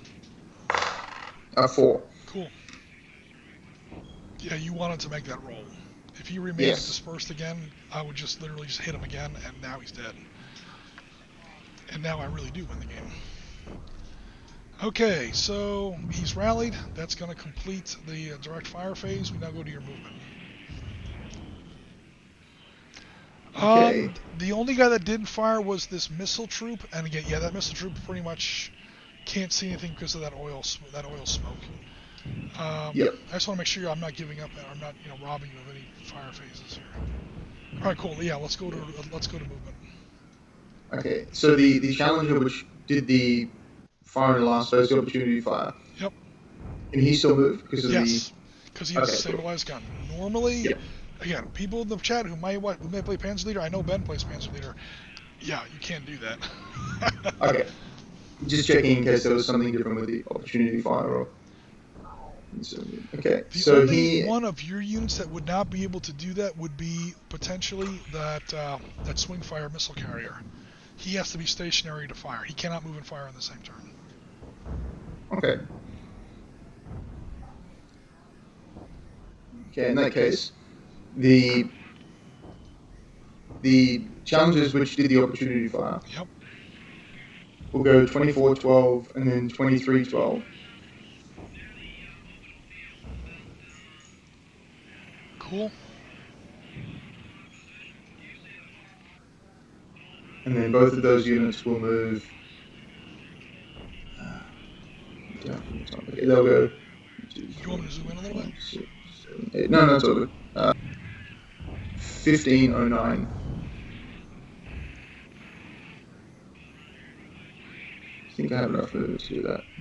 Oh, well, one guy spent 2 points already, so 1, 2, 3, 4, 5, 6, 7, 8. Yeah, you got 2 more points if you want. Okay, yeah, I'll move into 1309. No, actually, I'll stay where I am. I don't want to get too spread out. Alright. Oh, no, hang on, sorry. Last time I promised. Okay, no worries. 1507, sorry, I'll move up to. That should shield me from your column on the road. The column on the road. The guys on the road there. Oh, yeah, in this little town. Oh, yeah, that blocks me. You have all kinds of new friends on this ridge. Yeah. No, we can deal with them. It's only Iraqis. Yeah. One, I mean, they're my best Iraqis, but... Alright, cool. Move the rest of your challengers. Yep, they'll go to 1706.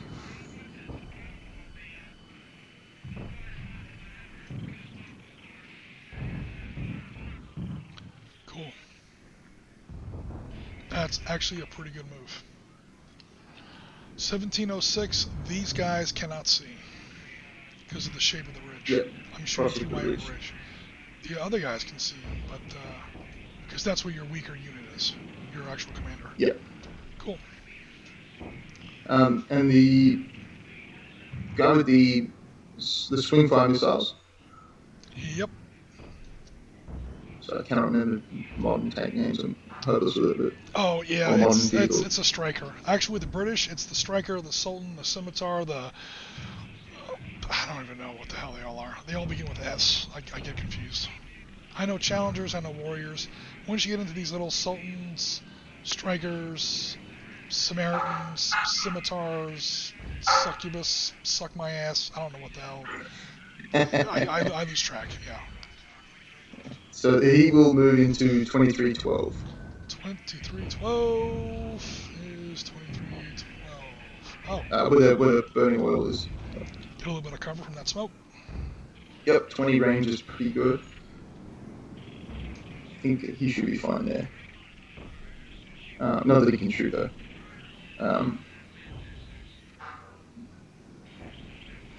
So now my IFVs.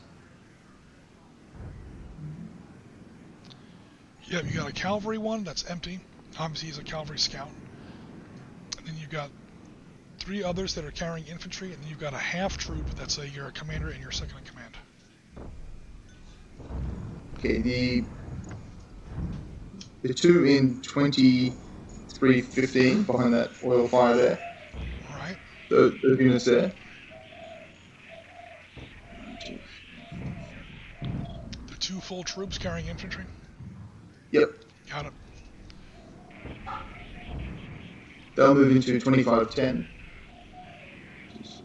That oil smoke above the town there. Okay, and how are they getting there? They have a movement of 12. Okay, so I they get would 1, 2. suggest they would go like backwards a little bit. Yeah, around the back of the. Yeah, 1, because they got the movement to spare. 1, 2, 3, 4, 5, 6, 7, 8, 9. Yeah, if you're going to laterally do it at range.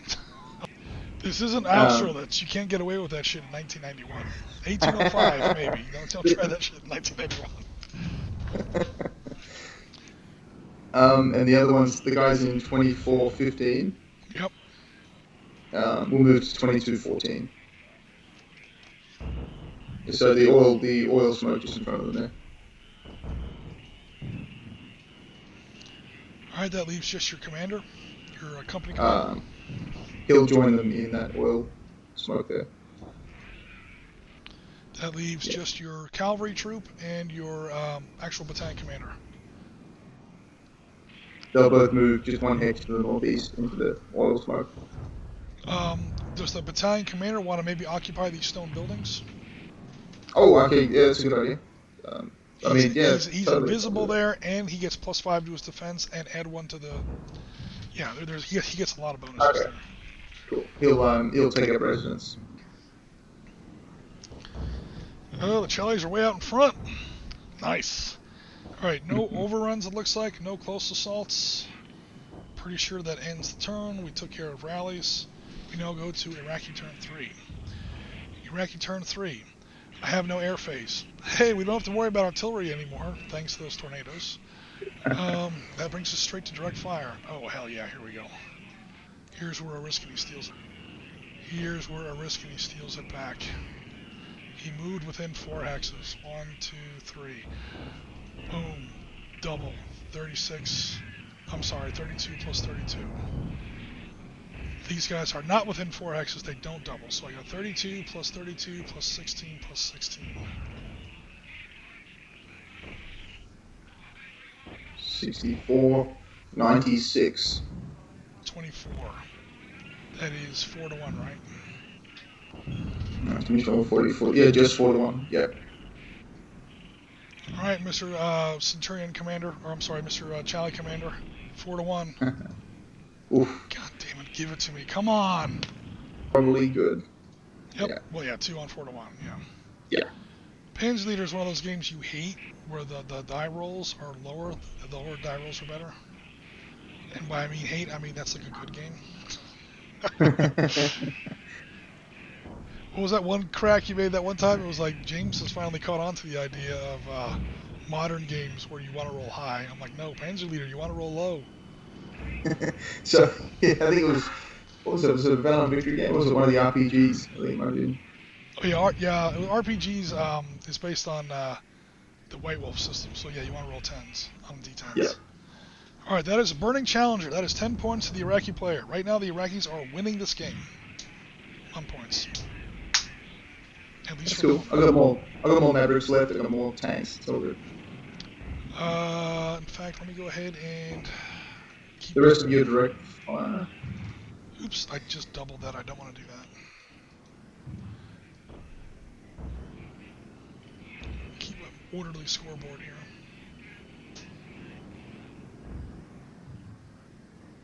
Oh, for God's sake, get up there. Actually, am I? 3. I mean, yeah, you can still be. 4, 5, 6, 7, 8. I'm winning 10 to 8. Cause no, I'm winning 11 to 8 because I did pin down a guy. Yeah. All right, cool. So that's direct fire. This guy could not see that unit, so he'll shoot at somebody else. 1, 2, 3, 1, 2, 3, 4, 5, 6, 7, 8, 9, 10, 11, 12, 13, 14. I do have range, however, I'm cut in half now. It is 8 to 4. 16 divided by 2 is 8. 8 to 4 is 2 to 1. I have to add 1 to the die roll for the smoke that you're hiding in. Yep. So I'm going to add 1 to my die roll on the 2 to 1 table. See if it works any better. Okay. I promise I'm not cheating, guys. Oh, there's a lag on your dice cam tray. Oh, sure there is. That guy's burning, so I can't do anything there. Oh, I'm going to try to rally my Shilka. Alright, how about it, webcam?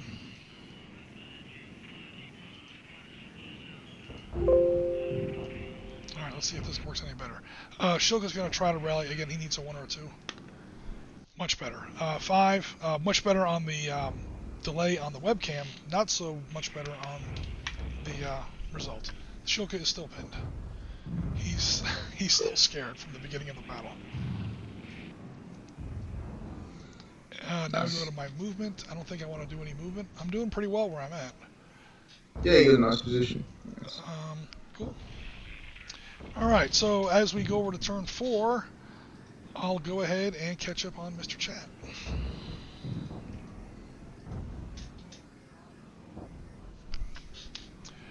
I got a big war game planned for tomorrow. Oh, May 11th, 1965. Americans are going to Hamburger Hill on day 2. That early, 1965? Wait, that date might be. I'm sure the May 11th is right. That might be a different year.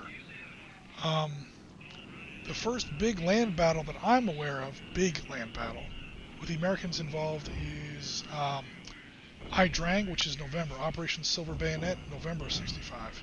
I'm pretty sure Hamburger Hill is in 68 or 69, but I could be wrong about that. I've always heard 69 is what I was. Yeah. That definitely sounds like a good game, though. I hope the 101st does pretty well there. Ben says that was a rough one. Oh, man. I hope so. Sarge got wounded the day... Okay, so Ben Johnson, I'm not sure what was rough because there was a delay there. That was probably talking about killing my infantry trying to charge out of the cat attack. Because later on he mentions half movement for turreted AFV in the original Panzer Leader. Yeah, that's Rule 14.A. is turreted AFV rules, mobility rules. So to what Ben's talking about there is, in original Panzer Leader, some armies, and it's not a technology thing, it's a training and doctrine thing, are able to fire, and if you're a turreted armored fighting vehicle, you're able to move half your movement after that. So these Iraqis don't get that rule. In fact, you get the even better rule of stabilized guns with well-trained crews. So yeah, you move and fire as long as you're any kind, depending on what kind of vehicle you are. Infantry still can't do it, and again, those guided missiles still can't do it. What's the Z readout of a Challenger? Z readout of a Challenger, cool.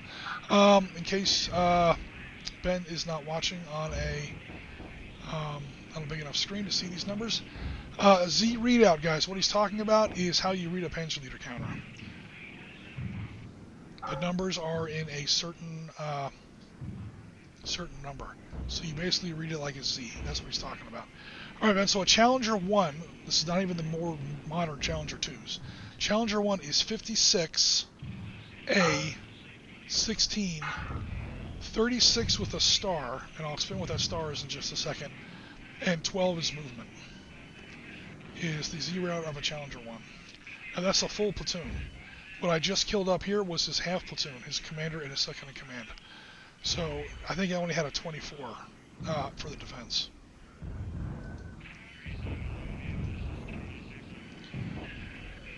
So, yeah, now the Iraqis are definitely winning, and it is now the beginning of turn 4 for the Irish, and Irish, you are in your air phase.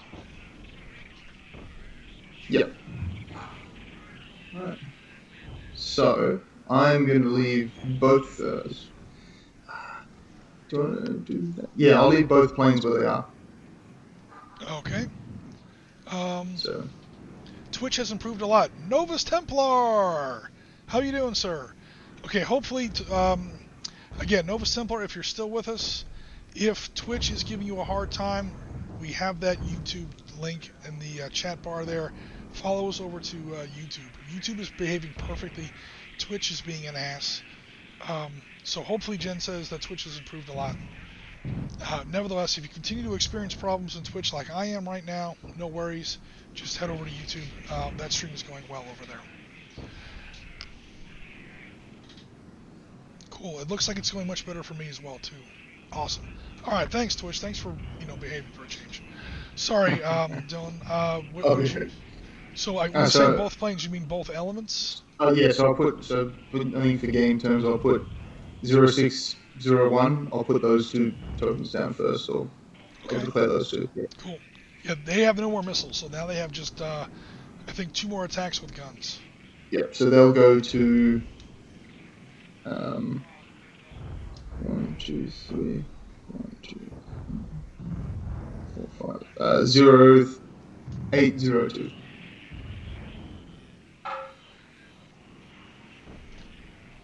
Okay, I'm not terribly worried about them because I know they fired their missiles. I will not take opportunity fire. Okay. 1, 2, 3, 4. 1, 2, 3, 4. These two are the only ones that can reach. They're going to fire their 4 points apiece. They're 50 cals, basically. Yeah. That's 10 versus 24. That's 1 to 3 odds. I might chase one of them away. Nope. Never mind. And again, now my webcam is lagging again. No worries. All right, they took our opportunity fire and got squadouche. Cool. All right. So what are they attacking? One into each of them. So all right, cool. Just return what you did. So it is 5. Well, actually, it's got to be 5 because you're outside of half range. So it's 5 versus 4 and 5 versus 4. It's going to be 2 1-to-1 attacks. Cool. So the first one, a 5. No effect. Second one, 2. That is a dispersal. Dispersing a D-rated army is pretty good because they have a really hard time rallying. They're stuck there for a while. Okay, and now for your other 2 tornadoes. Yes. Okay, so these ones I'm going to put way over to the west. So. Get them out of range of that SA-13. Yep. All right, cool. Where are they going to go? 2704 should be enough of a distance between them and the... 2704, there we go. That should be enough of distance to not get targeted. I don't remember what that range on that thing is. The range is 40. No, he can literally hit anything on the map. Oh, okay. Now, that's still not a bad move because at least now that 12 can't help him. That little gun truck. All right, so I'll take a 1-to-1 shot. 30 versus 24.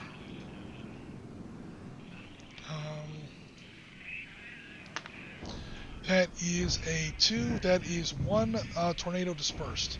So the way it happens when you disperse an air unit, he gets to go ahead and make his attack. Then he leaves the table. Okay. He's damaged. He has to RTB. He still counts as a dispersal for victory points. So let me go ahead and mark that down. But he doesn't get his guns. So yeah, I would definitely fire his Mavericks now. Yep. Yep. So it's going to be 1 Maverick into each of those tanks there. Okay, that's 2 2-to-1s. Yeah. Oh, do you want to put them into 1 tank?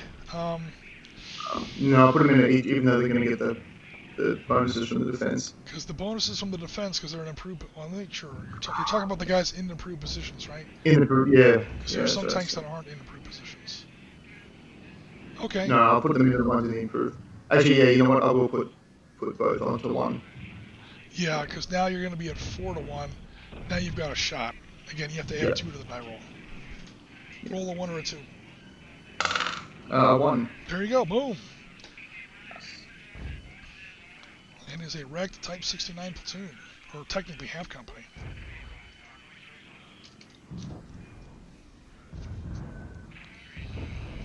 Okay, 1 guy is dispersed. He flies home. I will put him kind of off to the side so that I know not to count him as a full kill. And this guy has fired his missile.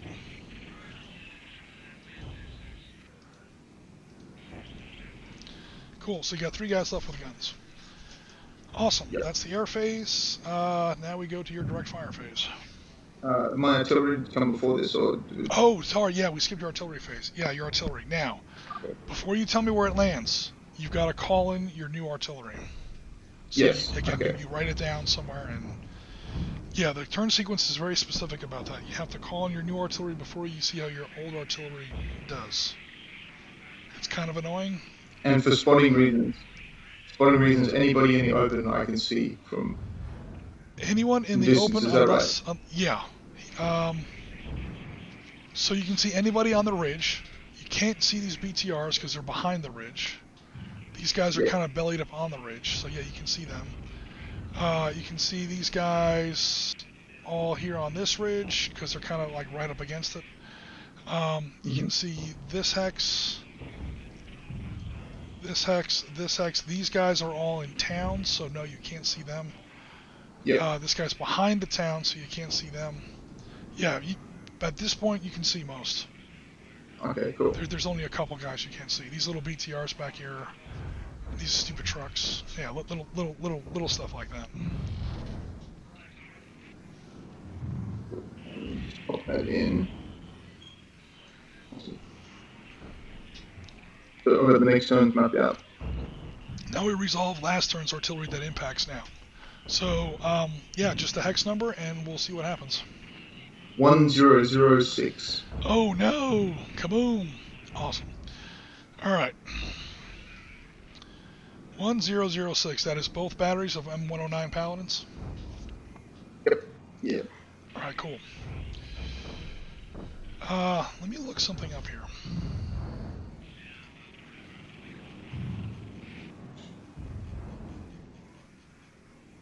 I know the normal Panzerleader rule for this, but I want to check and make sure he doesn't have, I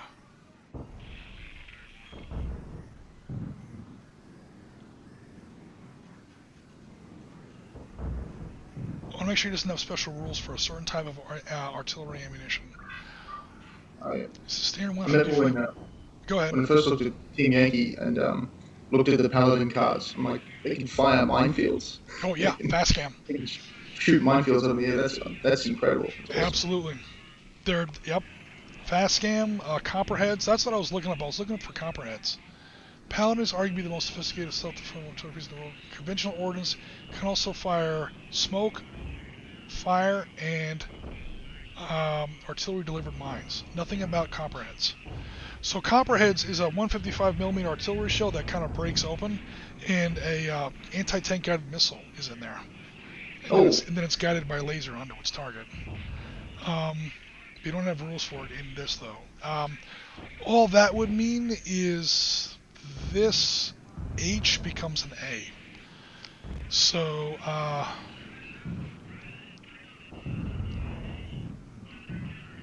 okay. Alright, cool. So it's 24 and 24.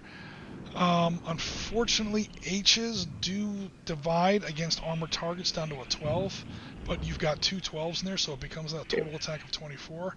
The good news is, because it's an artillery weapon, it attacks each target in the hex separately. So it's 24 against both of them. Yeah. He's not in an improved position. So, and also the hold down shielding does not help him because the artillery shells are coming from above. So it's going to be 2 1-to-1s. Yeah, that's actually the rule. Yeah. 2 1-to-1s, but no penalties. Okay, cool. So first one. Yep. A 1. And the second one, a 4. Is a dispersal. Cool. So 1 kill, 1 dispersal.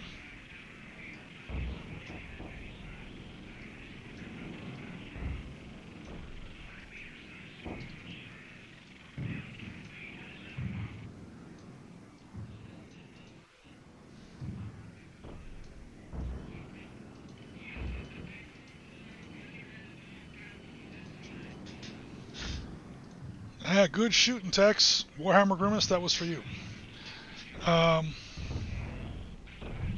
Awesome. Let me catch up on Mr. Chat here. Alright, cool. Yeah, it looks like Twitch is starting to stabilize a little bit. Thank you very much. Ben Johnson, DF of 32. Original Panzerleader, only 2 counters had a DF of 18. Jagdtigers and Company Strength Guards Infantry. Well, yeah. Boom. Oh, now I see. Goddamn. Yeah, these are Challengers, man. These are some absurd tanks. And the Gulf War Challengers were the most heavily armored tanks in the coalition. I'm pretty sure a Challenger's armor beats that of an M1A1. I'm almost positive of that. The M1A2 with the new HA and Tusk, that's Tank Urban Survival Kit, it might top it out. I don't know. It's neck and neck between the new Chally 2s and the M1A2s. It is also why the Challenger 2 only has a movement rate of 12. They're actually pretty slow for Desert Storm. M1s have a movement rate of 14. So cool. That was it for artillery phase. We've done your air phase. You've got your next mission called in. No worries. We now go to your direct fire phase. Cool. I will be returning the favor and trying to blow up some of your tanks. Okay, there's a lot of good news and a lot of bad news. The good news is you are well within half, which means everything doubles. Every one of those challengers is shooting at 112. You have to be a Panzer Leader veteran to realize how absurd that sounds. That's like 112 dice in a Flames of War table. Ben's probably laughing right now. 112 attack factor per counter. It's ridiculous. That's the good news. The bad news is you are shooting at guys in improved positions that get hull down shielding. You have to add 3 to all your rolls. They almost have those Golan Heights Israeli-style firing pits. They're in a reverse slope defense. They're very conventionally, very well set up. I don't mean I have them set up well as a player. I mean this is how the Iraqis deployed all their tanks. These little dugouts, that's the IP, and on the reverse slope, the hull down position on these little razorback ridges. I'm just gonna have to roll well. You're also hitting them with a God's own thunder, so it's again, I would attack 1 on each. 112 versus 14. You're obviously on the 5-to-1 table, but you just have to add 3 to the roll. So I completely missed that. Yeah, the thing got a little scratchy there. Okay. Oh yeah. So starting over. They have some heavy defensive bonuses. However, you are hitting them with God's own hammer. I mean, 112 points per counter. The chart breaks at 5-to-1. Nevertheless, they have to add 3 to the rolls. So yeah, you just have to basically roll a 1 or a 2. But you got 3 Chally troops there, which means you get 3 rolls on that, depending on who you're shooting at. Cool. So we'll start in the north. Okay. So he rolls a 2. Boom, he's killed. Nice. And here's what we were talking about. These challengers are scary enough. If you just get away from there. These challengers are scary enough, just, by their numbers.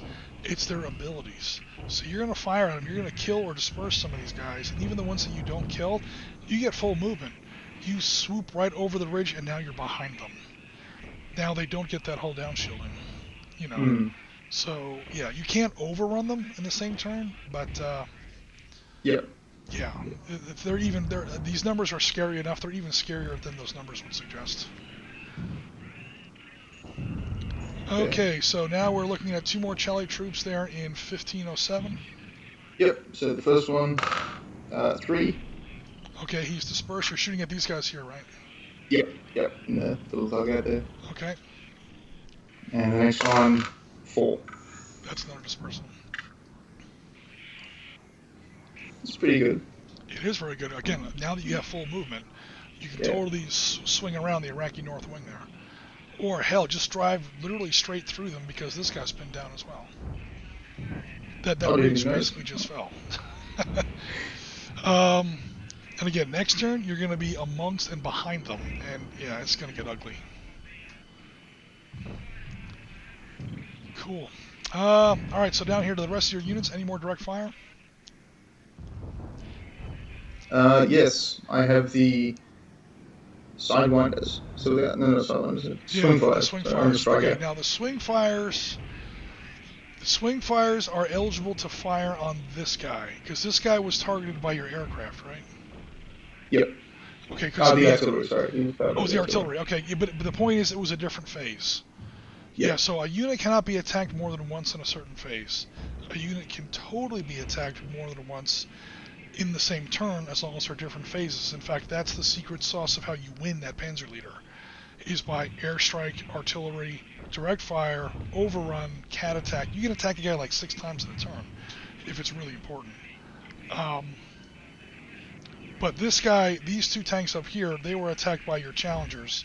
That's in the direct fire phase. That's technically illegal. This guy is totally legal to attack now with your swing fires. Cool. Do they lose potency for being over half range, or do they? No, because they're self-propelled missiles. They never double, because the doubling and halving is a function of the shell's velocity, obviously. Okay. Yeah. And the missile's always the same speed. Cool. So it's that's 3 to 1. You do have to, because it's 42. 3 times 14 is 42.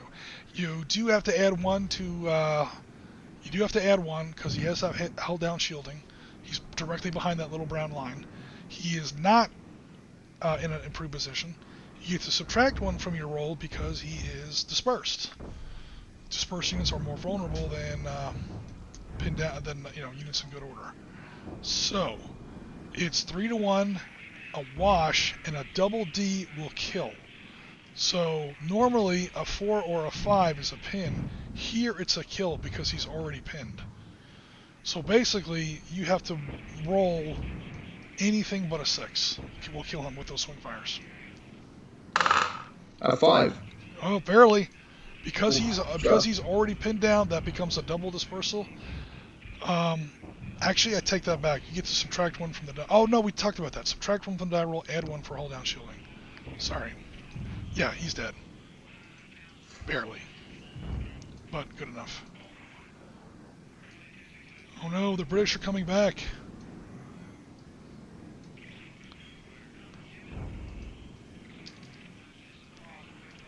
Cool.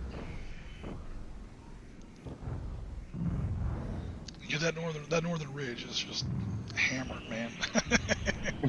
Artillery, tornadoes, challengers, now swing fires. Oh my god, all the British stuff.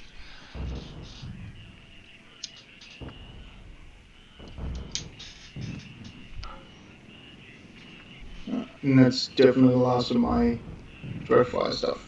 So that's phase over. Cool.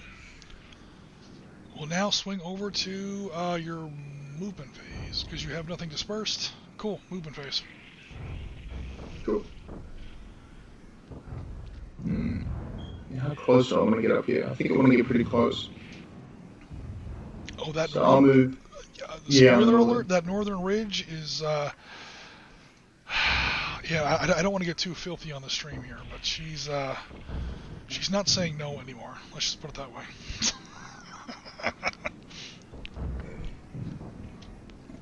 That northern ridge is a cheap date. Alright, let's move the 2 challenges into 1106. Ooh, yeah, he's going right in amongst them. Okay, so let's. Alright, you started off here. 1, 2, 3, 4, 5, 6, 7. Because you're cresting ridges and all that stuff like that. I won't get into all the details, but yeah, you've got it.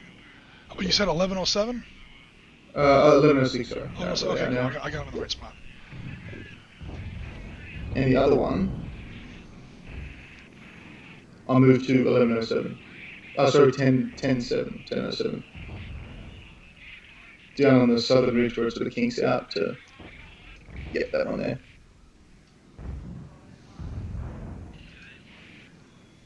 A little exposed, but not too worried.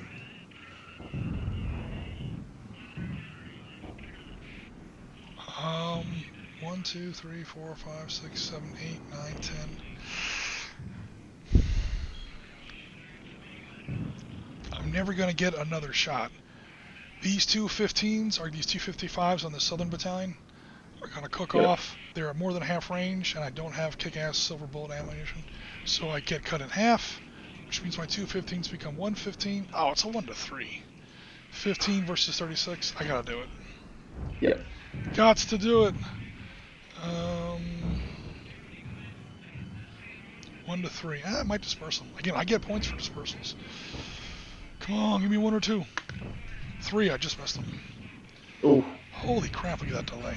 I don't know what's going on with my webcam today, guys. That's definitely not a web issue. Okay, so now they fired early. Cool. And, yeah, the shells went over your turret, but, yeah, 3rd Troop kept going. They're up there on the ridge now in Hex 1007. Nice. Now the other stuff I'm a bit hesitant because actually no, I'm not hesitant anymore. Oh. Oops, my battery's running out. Oh no! Where's my cord? Go ahead, I'm listening. I'm just gonna sort out this power cord. I'm not hesitant anymore, sorry, because all of the stuff that could hurt me is fired, and particularly. Oh, I just opened the door for all those weak. Yeah, I kind of made a mistake there. That's alright. So There are some burning challengers on the table, okay? I claim a moral victory. So, let's just do a general advance. So the guys in 2510, the sort of northernmost of the IFVs, they're moving of 10 or 12. I'm sorry, They got a movement of 12. 1, 2, 3, 4, 5, 6, 7, 8, 9, 10. They'll go to 1506. Oh, sorry, 1505. So, up in the north, up in the ridge, just south of the burning tanks. Okay, because it takes 3. It costs 2 points to enter that slope hex. Oh, they can use the road on top of that. Yeah, they got it. What do we say? You said 1306? 1505. Sorry. 1505. Okay, cool. Oh man, there's a lot of chat going on YouTube. I'll catch up in just a second, guys. I apologize. I'll catch up. 1, 2, 3, 4, 5, 6, 7, 8, 9, 10, 11, 12, 13, 14. So I can get the unit in 2413. Yep. The half into 1206. If I just move in the diagonal line up, and then I should have 2 points left. 1206. Cool. Should have enough just to get there. Oh yeah, they're fast. They have a movement rate of 14. The movement rates in this game are insane. You play a lot of Pains Leader. You're used to a lot of 6s and 8s. Maybe a fast unit like an SDKF, like a German half-track, a Hanomag, has like a 10. And you're like, wow, this thing goes at 10. T-34 goes at 11. And then you play this. You're like 14, 15, 16. And the last IFVs, 1, 2, 3, 4, 5, 6, 7, 8, 9, 10, 11, 12. They'll finish in 1207. The diagonal and just up. Cool. And then I'm happy with the rest of it just being where it is. Yeah, because these guys fired, so they can't move. And yeah, your commander is fine in the stone buildings. Yep. Cool. Cool. All right, so let's catch up here on Mr. Chet. Ben Johnson, Rasmus says, Ben Johnson, congrats on the Bills making the playoffs. Yeah, Ben was very happy about that. Because, Ben, when was the last time the Bills made the playoffs? I mean, it's been a while. Ben's a very, very loyal Buffalo Bills fan. So that's what you get for your loyalty. It eventually pays off. Thank you, says Ben Johnson. The next comment, they won their first playoff game yesterday. Yeah, you always know when the Buffalo Bills are not playing on Sunday. If Ben appears in our chat, it's because the Bills aren't playing. If the Bills are playing, he's very supportive, but we will not see him. Just rest assured. He'll be watching the Bills. Doubles to 112. That's disgusting. Yeah, he's talking about those challengers. The 56 doubles to 112. It's absurd. It's 1991 firepower. It's just ridiculous. My hometown Rasmus says, my hometown Browns are playing tonight. Not that I really follow it, but I do live here. Oh yeah, good old Cleveland. The mistake by the lake. Poor Rasmus. Stabilized gun rule is awesome. Definitely. It spoils you. What's going to happen now is Dylan's going to play like 1943 Eastern Front Panzer Leader. He's going to be like, what the hell, man? My tanks don't like float over the air like helicopters and shoot at 3 miles away. A Challenger is recorded as scoring the largest combat kill, tank versus tank kill in recorded history. In this, maybe not this exact battle, but in Desert Storm. A Challenger 1 killed a T-55 at something absurd. Like 4,700 meters or something like that. Whoa. Yeah. Like just a freak shot. How do you even see a tank at 47? Well, they have those big things. Range fighters and sights and so on. Missiles always the same speed, but the payload is variable. Yeah, we do have the basic general rule for that Vorpal is like AT-3s will have like a 30. That's right out of Arab Israeli Wars, 1978. Avalon Hill. AT-3s, Sagers will usually have a 30. Your mid-generation stuff will usually have a 40. That's your TOW 1s, your older Milans, your Cobras, stuff like that. And then your new kick-ass stuff has a 50, like these swing fires. And then absurd stuff like Hellfires often have like a 60. Yeah, Hellfires are just absurd. Which reminds me, I'm pretty sure those tornadoes are underpowered. Those tornadoes carry like 6 Mavericks apiece. That's the same payload as the A-10 Warthog. and they give them a 30. So I'm not entirely sure how that works. I think that should, like a Hellfire should have more than a 60. I should have more than a 30. But I'll look at that later. That may be an error in the game. What else we got here? A lot of the Browns coaching staff has COVID. Oh jeez, they're gonna have a hard time. Yeah. Steelers. Rasmus says it's the Steelers, I guess, versus the Browns, so the crowd is fired up. But the Iraqi 52nd Division was equipped with Hot 2s, according to the fact book. Okay. Does it list the brigades that the 52nd Division has? Verbal bite, because I have been looking for the brigades that were in 52nd and I can't find them. A Hot 2 would basically have very similar values to a AT5, so I'm not that worried about it. Second-hand purchase through Germany, cool.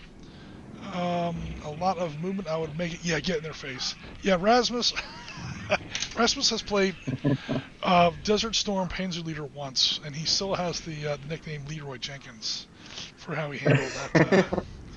I don't know too much about modern warfare and stuff, but I know what a Hussar is, and I know that the Hussar is supposed to be in your face, charging. Those challenges roll. I mean, it did cost you a platoon, but you pretty much got that ridge. Even if my guys rally, it's not gonna look good. Okay, General Murat said that any Hussar who lives past 30 is in the wrong career or in the wrong. How dare you live past 30? You're doing something wrong. Cool. Okay, so that will wrap things up for your movement phase. No rallies. Iraqi turn 4. I have no artillery. I have no air. Direct fire.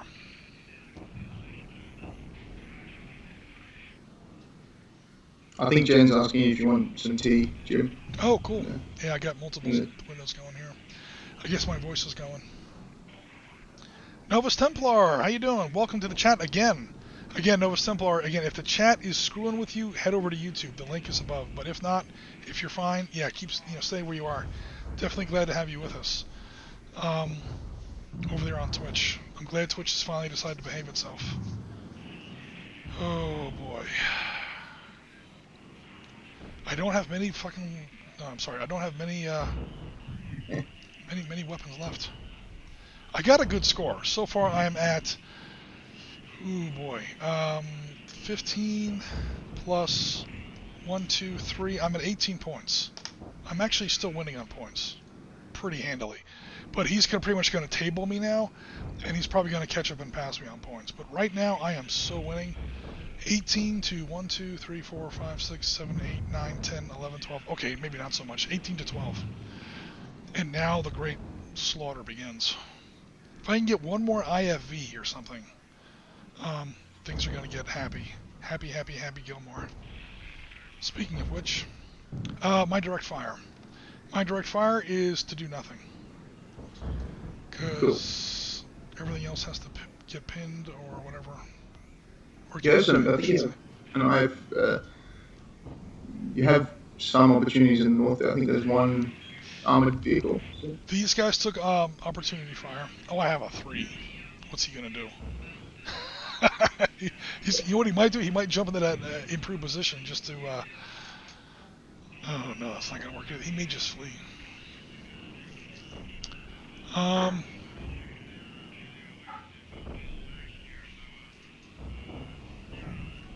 I have an opportunity here in the south. I'm just trying to figure out how to best take advantage of it.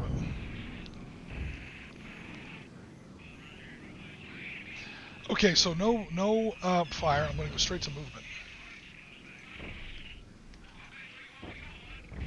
1, 2, 3, because I'm crossing that crest.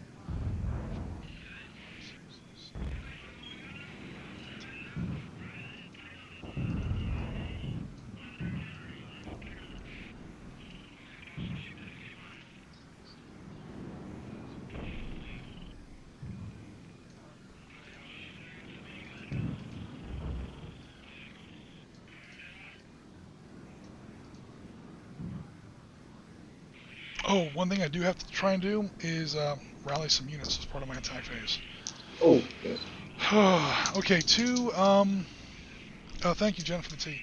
Two Type 69s there in 1205. They need 2s. One makes it, one does not. Cool. Unfortunately, that's his attack, which means he doesn't get to shoot at the challengers that are about to overrun him.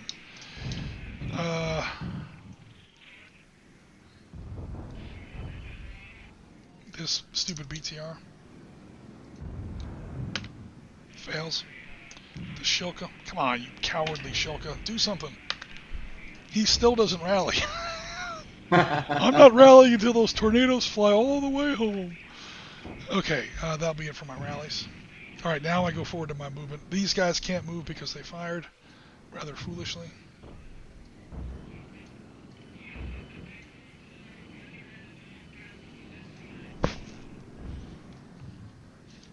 Just occupy objective X's, just in case. We're getting near the second half of the game here. Yeah, I'm afraid that's going to be it for my turn. Because seriously, there's not... We're entering the phase where it's like, okay, did I build up a big enough lead? And can it take him too long to start snatching up these objective X's? How about we call these objective X's 5 points apiece? Sure. Otherwise, you have to take all of them, and I don't know if there's enough turns in the game for that. Yeah.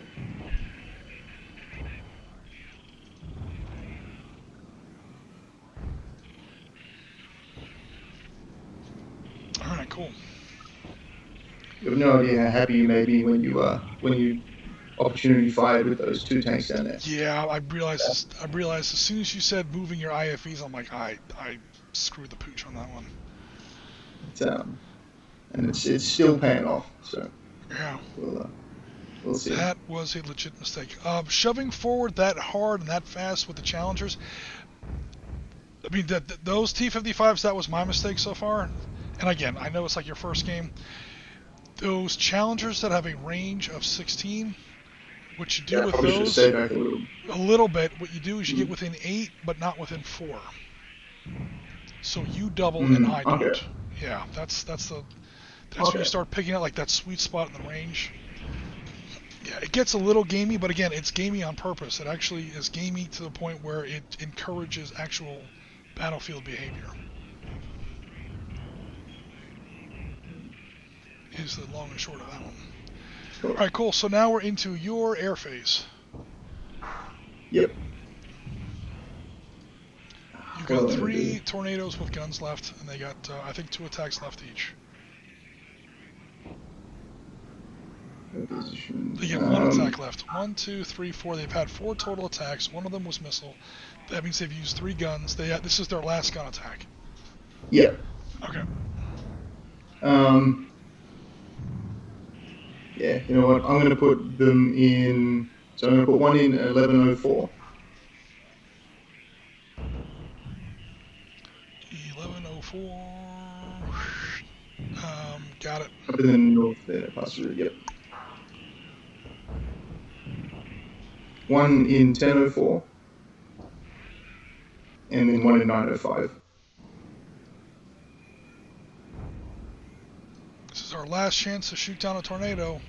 Here we go. Shilka can't help because he sucks.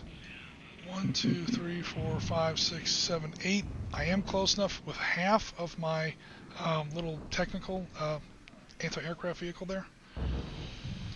So that's going to be 6. I get 30 from my SAM. That's going to be a total of 36. Plus, not him. He's dispersed. 4, 3, 4. So tanks can take opportunity fire, APCs can take opportunity fire against vehicles. It's limited to 4. That's why this 3 only gets a 3. It's not you get 4, it's you get up to 4 and then that's it. So, what I say, 36 so far down here. 36, 40, 44, 47. Oh my God, are you shitting me? 47! Damn you! Oh no. Come on, son. Alright. Alright, let me figure something out here. Instead, I'll do 30. I'll just do 30 on one. I'll put everything else on the other one. It'll be a 1-to-1 and like a 1-to-2, probably.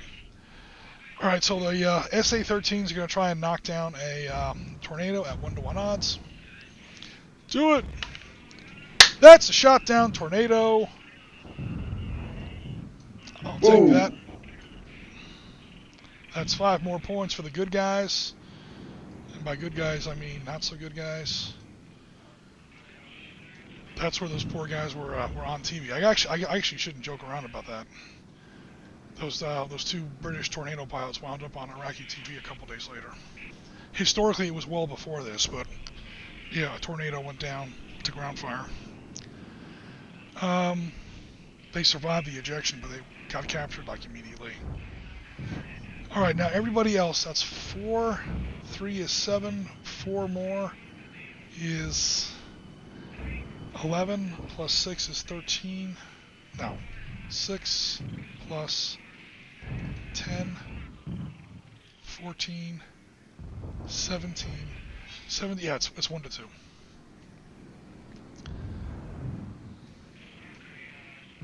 I disperse on a 1, 2, or a 3. Another 1. Jesus Christ, these dice are hot. Alright, so he gets to make his attack, but after that he counts as a dispersed unit. Yep. So you got 2 guns versus a tank. You're well within short range, so they all double. Long story short, you get 20 points. Okay, I'm going to put 1 on the... I'll just put 1 on each of the armored vehicles. So 1 in 10.05 and the other one in 12.04. That's going to be a 2 to 1 and a 3 to 1.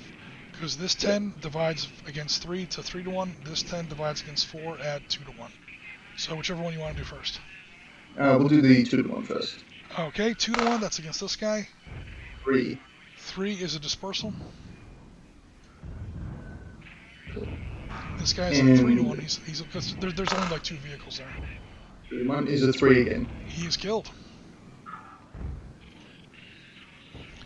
Guys, I know it looks bad, but I think I might win this game. It's going to be close.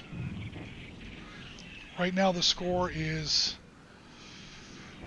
23 to however many units this is. It's like 12 or 13. He pretty much has to table. He has to table me now and not lose anything else, which he'll probably do, but it's not guaranteed. The battalion commander is not happy with Captain Dillon right now. Or I'm sorry, you are the battalion commander. The regiment is like, what the hell's going on down there? I got tornadoes going down. I got burning challengers. All right. Cool. He is dispersed, and that's going to be it for air phase. These guys are now bingo weapons, bingo fuel. They head home where they can't get shot at anymore. They do not count as victory points or anything. They make it home safe. Okay, over to your artillery phase. Call in your new artillery, and then we'll resolve your existing artillery. Okay, let me think. I can see essentially everything that's not in a city hex. Oh god, yeah, because now you have units on the far side of the ridge. These challengers have now seen like the other half of the battlefield. If this was like a what do they call those? A real-time strategy game. This is when the rest of the map gets lit up. Yep. Yep. And technically, oh no, because he's behind the ridge. Well, this guy can see. He sees through that. The guys who keep firing missiles and guns can be seen. Okay. Because they fired out of the city axis. The AA that fired in the very start, can it be seen or not? Yes. Okay. Because he fired literally this turn. He just shot down one of your tornadoes. So, you know what? We actually do have a counter for that. To make things super fair and obvious. That hex is spotted. That hex is spotted. I'll be back in 1 second. I just have to grab the dog. He's wandered off into the wrong room. Cool. One sec. I'll catch up on chat. Oh, Lordy, what's going on here? Jen Lemon says hot tea. Thank you very much. Okay, where we are. Let's go where we were here. Looks like a move I would make. Get in their face. Yeah, he cracked him, Rasmus, through on that northern ridge. He's, now is definitely the time to get a little bit pushy. You want to get pushy before Iraqi units start to rally. That whole regiment, I should say battalion, that whole Type 69 battalion is now knocked down to pretty much 1.5 half companies, like 7 tanks. One of them in good order, one of them dispersed, and a few scraps of BTRs. So yeah, that whole battalion up there on the north, that Type 69 battalion is pretty much shattered. Cool. Okay, as for the pilot thing I keep saying, it's the Royal Air Force's ability to keep their planes up in the air is nothing to do with me. Maybe they were flying better then. Oh, yep. I also got, like, I rolled like a 1, then I rolled like another 2. Yeah, I get some pretty hot dice. Yeah. On those, oh yeah, this is going to be one of those games where Risky does not complain about dice. I rarely do complain about dice. I know I'm a analyst by trade or whatever. I remember good rolls as well as bad ones. Poor Rasmus, he was fighting me in Somalia, and my little bird was just rolling snake eyes. And I still lost that game by like 40 points. And I'm like, one thing I can't do, I can't complain about the dice, because I was rolling like a madman, and I was still. Yeah, that scenario wasn't very well designed, but. Buffalo Bill. Oh, I'm sorry. Says what? I had a brilliant dice rolls yesterday. I was running early war French in bolt action, and they have rifle grenade launchers in the squads. Oh yeah. You need to hit on a 6. I think I got about 10 6s in a 16 nice. game. Corporal Bite says I made a mistake. It was the reading from Twilight 2000 by accident. I think I still have some of those original 1980s books on PDF. Rolling my ass up on the floor. The Great Slaughter. Hell yeah. He got a tornado. Yes, I did. I shot down a tornado with my SA-13. This little guy. Yeah. It wasn't like a terribly lucky roll. I just kept hitting him over and over again. Sooner or later, I was going to bring down one.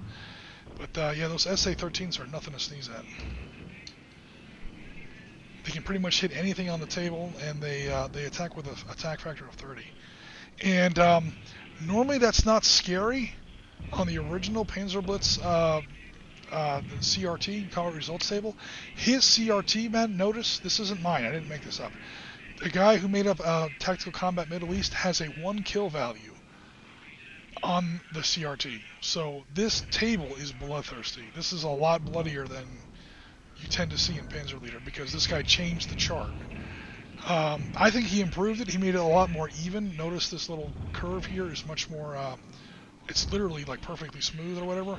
In Panzer Leader, it's not like that. It's all over the place. And it's actually a little bit harder to kill people. I think he was trying to like recreate the lethality of modern weapons. This table is genetically, like on a quantum level, this table is much more, it's much more killy. Never mind the factors on the counters, the actual units, just the actual, what's the word here? The fundamental table of the game, the CRT, is killy.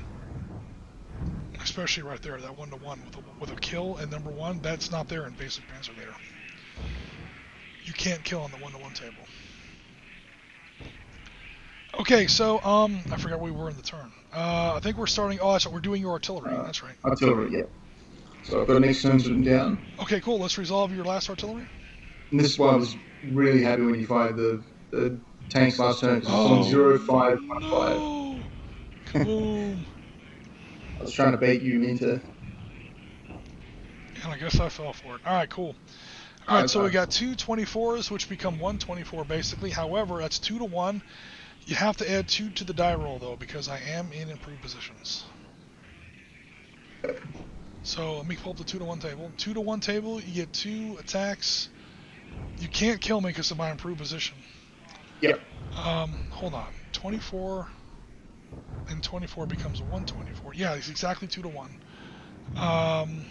Yep. But you can disperse easily. Cool. First one is a 2.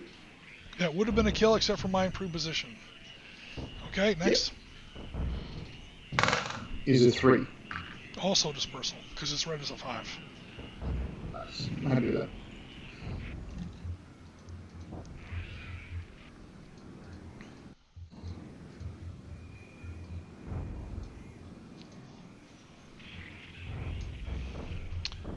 Alrighty. That concludes artillery. We now go to your direct fire. Oh no.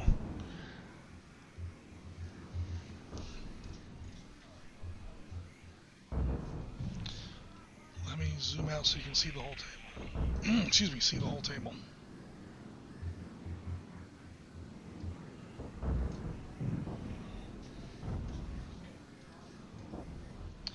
In all fairness, I mean, because again, I know you're playing like through my Skype call, and I'm not trying to hide anything like illegally. There are those 4 T-55s swooping around to the south. Yep. That's all good. Yeah, I kept track of them.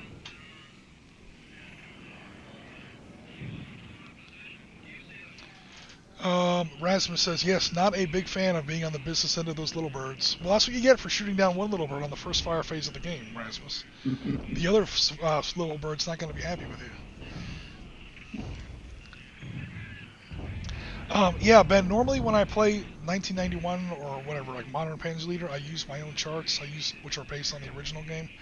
But here for the stream, I'm trying to go with a commercially available version of the game that anybody can buy from Wargames Vault, and or at least buy the PDF version of it. Use the official charts, not Aristides crazy homemade charts.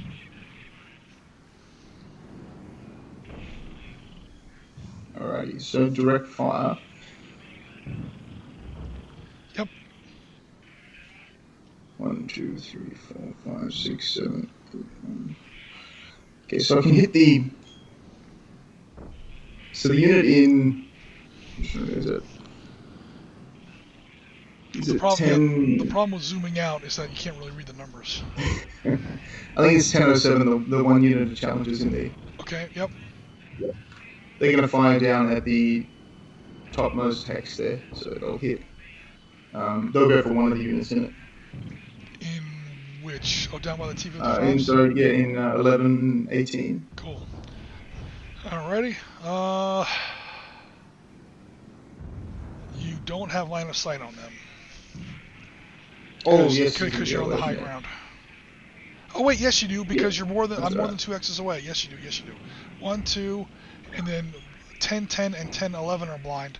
And then in 10, 12 you can start to see again. Sorry. 1, 2, 3, 4, 5, 6, 7, 8, 9, 10, 11. Yeah, you got it. Sorry.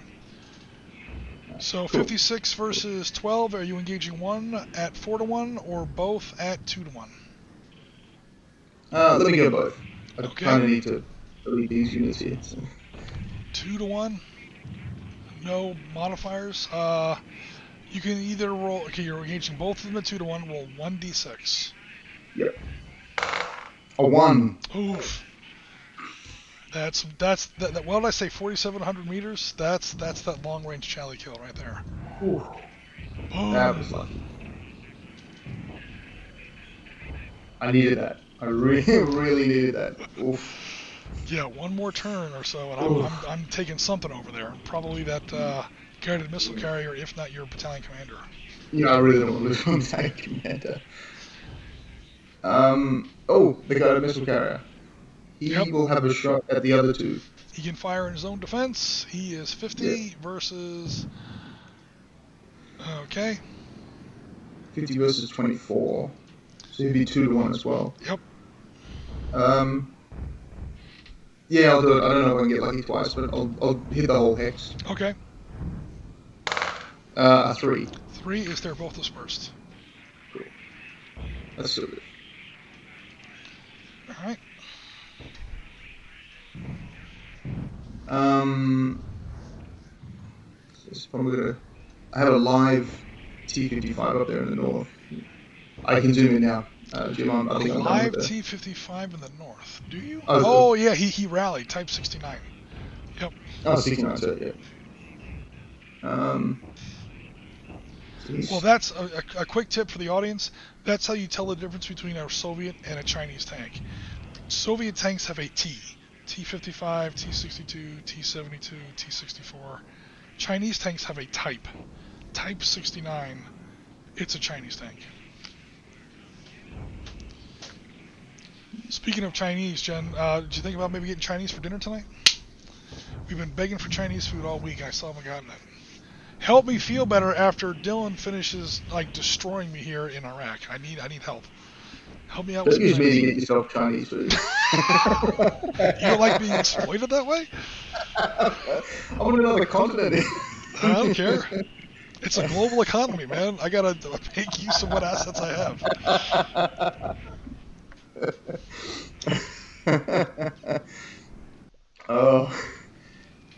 One of those challenges will fire into the rally type 69 T69. Oh man! All right, cool. 112. You just like seeing that 112 because you're well within half range. It's 112 really, versus really 14. Yeah, you've broken the chart. I'm still in an improved position. However, notice that you've kind of outflanked the ridge, so I no longer get that hold down shielding. Yep. So now you're only adding 2 to the result on the 5-to-1 table. 2. 2 becomes 4. He's killed. Cool.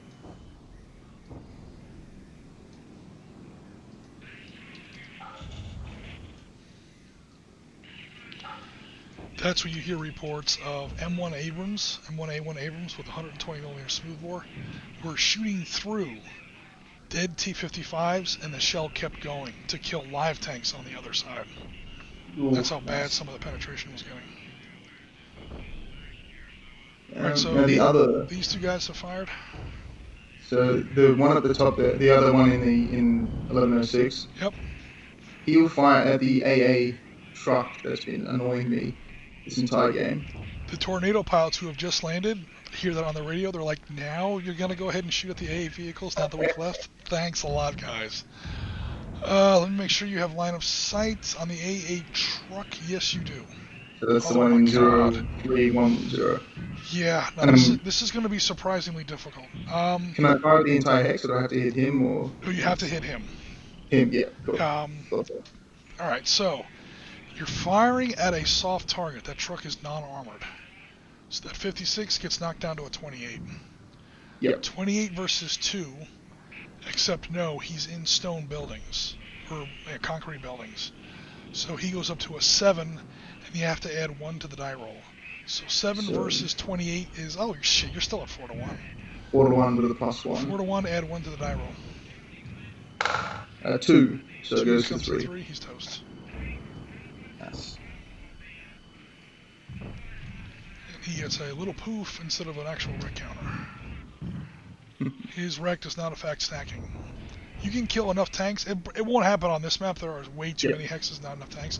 But when you get into Bokash country or Kursk, or like huge numbers of tanks on small battlefields like World War II, yeah, hexes get filled up with wreck counters, and you can't go there. There's too many burning tanks there. And if that's an important hex, yeah, that gets annoying. I think that's all my direct fire that I want to do anyway. Okay. Close yeah, assault time. Your unit's pretty small. Hmm. All right, cool. We go to your movement phase. Yep. And this is where I do my overrunners as well, isn't it?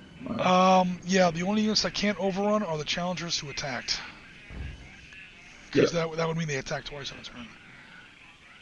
Yeah, but all my IFVs can. Yep.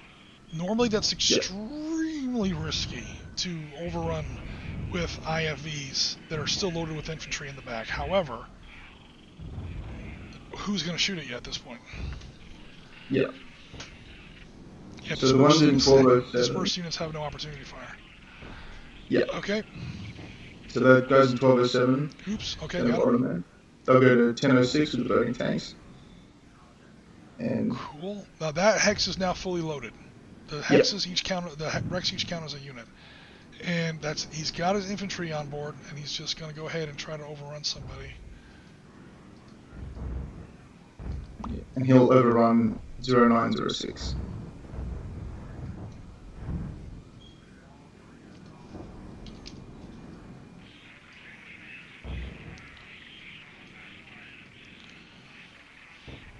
All right, cool. You know, if this Shilka would rally, he can actually kill some tanks, especially little baby ones like that. But he won't friggin' rally. I can't do anything about it. All right, cool. 8 versus 4 is 2-to-1. Cool. Hold on. Hold on. Okay. A normal. +1 to the odds, minus... Okay, that rule stayed the same. Alright, so it's an overrun attack. 8 versus 4 is 2 to 1. No, it's not. It's an overrun. It becomes 3 to 1. Subtract 2 from the die roll. No, you don't. You subtract 3 from the die roll because he's dispersed. Yeah, so, and a double D will kill him. So, even you would have to roll literally a 9. You would have to roll a 9 to not kill him. Because 9 minus 3 is a 6, and the 6 is just a regular dispersal. I don't think you can roll a 9 on a single D6. So, don't think so. He's toast. And he does count as an armored vehicle. Alright. That was well done. Is your cavalry guy finally going to get a chance to do something here? I think so. Yeah, that's the plan. So. Your cavalry guy, he wants to run over those Type 69s. You're like, no, Yes. don't do it. Oh, yeah. No, I'm not going to do it, no. Not with him, no. He's going to move, he'll go around to the left and move into 1105. Okay, oof. Oh, he's so fast. 1, 2, 3, 4, 5, 6, 7, 8, 9. Yeah, he can still do that. That absurd movement over all that broken ground and cresting a ridge. Because he's that freaking And fast. he's going to overrun. Alright, again, there's no dice to roll that could result in anything else.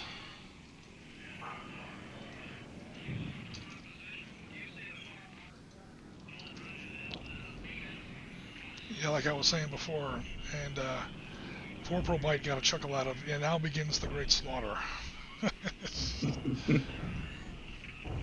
And, I mean, it's asymmetrical gaming, and this is kind of how it's supposed to be. Right now, I'm still ahead in points, Yep.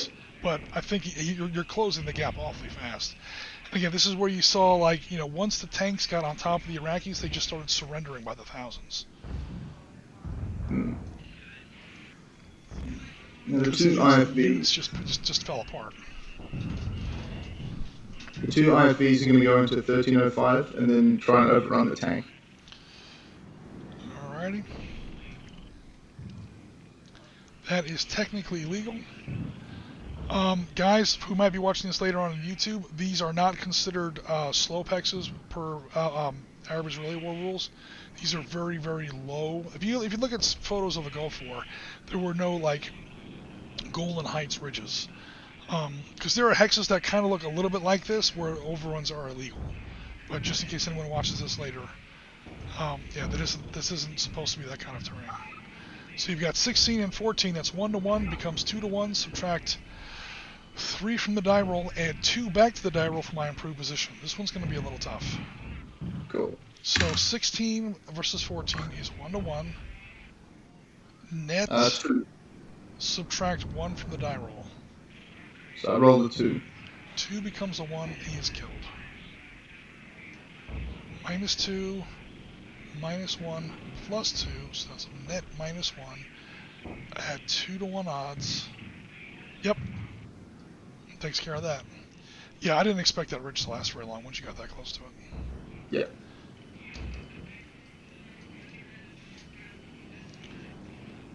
There you go. That's now Irish Ridge. That entire battalion of Type 69s has been wiped out to the last man. There's nothing left. Welcome to the Gulf War. Seeing all these red counters reminds me of that line from the start of Generation Kill. Yeah. They're driving, you know, like they still haven't cleaned up all the rubbish from the last war. I mean, it's a little bit more coarse than that, but whatever. Okay, what do we got here? Catching up on chat. Okay, I see only with a 0. Yeah, Ben Johnson is talking about the updated CRT. Again, that's not my CRT. That's published in the game. Fill the objective hex with burning wreck counter so the other guy can't get it. Wink, says Rasmus Peterson. Rasmus Peterson, you are one of the reasons they had to rewrite PanzerBlitz in 1971. Because people used to do that. They would just pile like empty half-tracks into an objective hex, and when the enemy was forced to destroy them, oh, you can't occupy the hex now. They changed the rule where that doesn't actually happen. Because people were being that cheesy. I know you're kidding with the wink face, but there were people at tournaments who were actually trying to play that way. And it's like, oh, it's in the rules, man. And, yeah. Hence, PanzerBlitz got a lot of updates. I guess you can't PanzerBlitz assault out of an IFV. Actually, I have no idea, Ben Johnson, if that's true or not. The people who came out with Tactical Combat Middle East did not include the PanzerBlitz assault. PanzerBlitz assault, what Ben's talking about there is when you have an infantry carrying unit, usually it's tank riders in World War II, that then does an overrun. And the infantry jumps out at the last second, and you do a simultaneous cat attack and overrun on the same hex at the same time. Oh. It is absurdly powerful, as you can imagine. It's also absurdly dangerous, because what are the chances of your half-tracks or your tank riders getting that close to a target? Again, here in this game, again, you're overrunning tanks with friggin' IFVs, man. I can't even believe this is happening. But then again, that's what happens. They get pinned down, they can't rally. That's why morale is so important. Actually, Ben, that's a good question. I don't know. I'm almost certain we would have to make a house rule judgment on that later on, because I know that's not in the rulebook. I went back through his rulebook earlier today. I know it's not in there. I doubt he thought of it, because it's not supposed to happen. But it's happening here because he's Irish or crazy. Alrighty. So does that? I think that's it for your movement. I think my challenge is Challenges can still move. Yeah. Sorry. Yep. So the one challenger on his own. Yep. Will move down and secure the objective hex. 1, 2, 3, 4, 5, 6, 7, 8. Cool. And the other two will. There's a lot of infantry there, that's no problem. They'll move into 0405.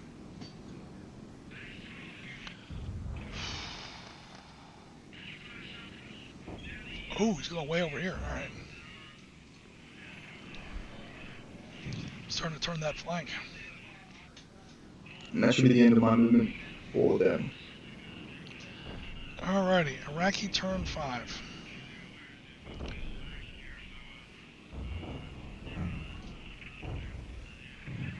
No artillery, no air. We go to rallies. 12-16. One makes it, one doesn't. Cool. 5-15. Hell no, neither of them make it.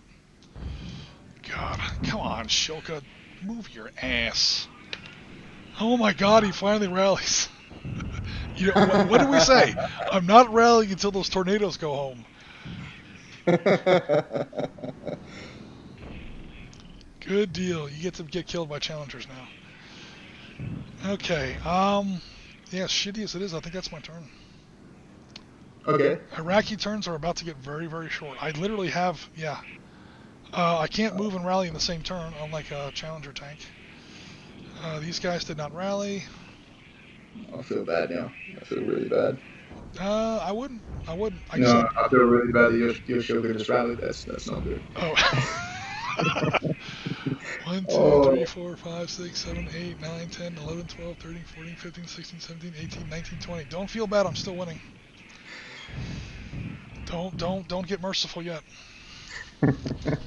You know, I keep saying it. I'm not trying to, like, you know, brag or get in Dylan's head. No. Just how asymmetrical these victory conditions are, and how you design a game to where, you know, this kind of thing can actually happen. Yep. And he's technically, if we start counting victory hexes, I'm hella winning.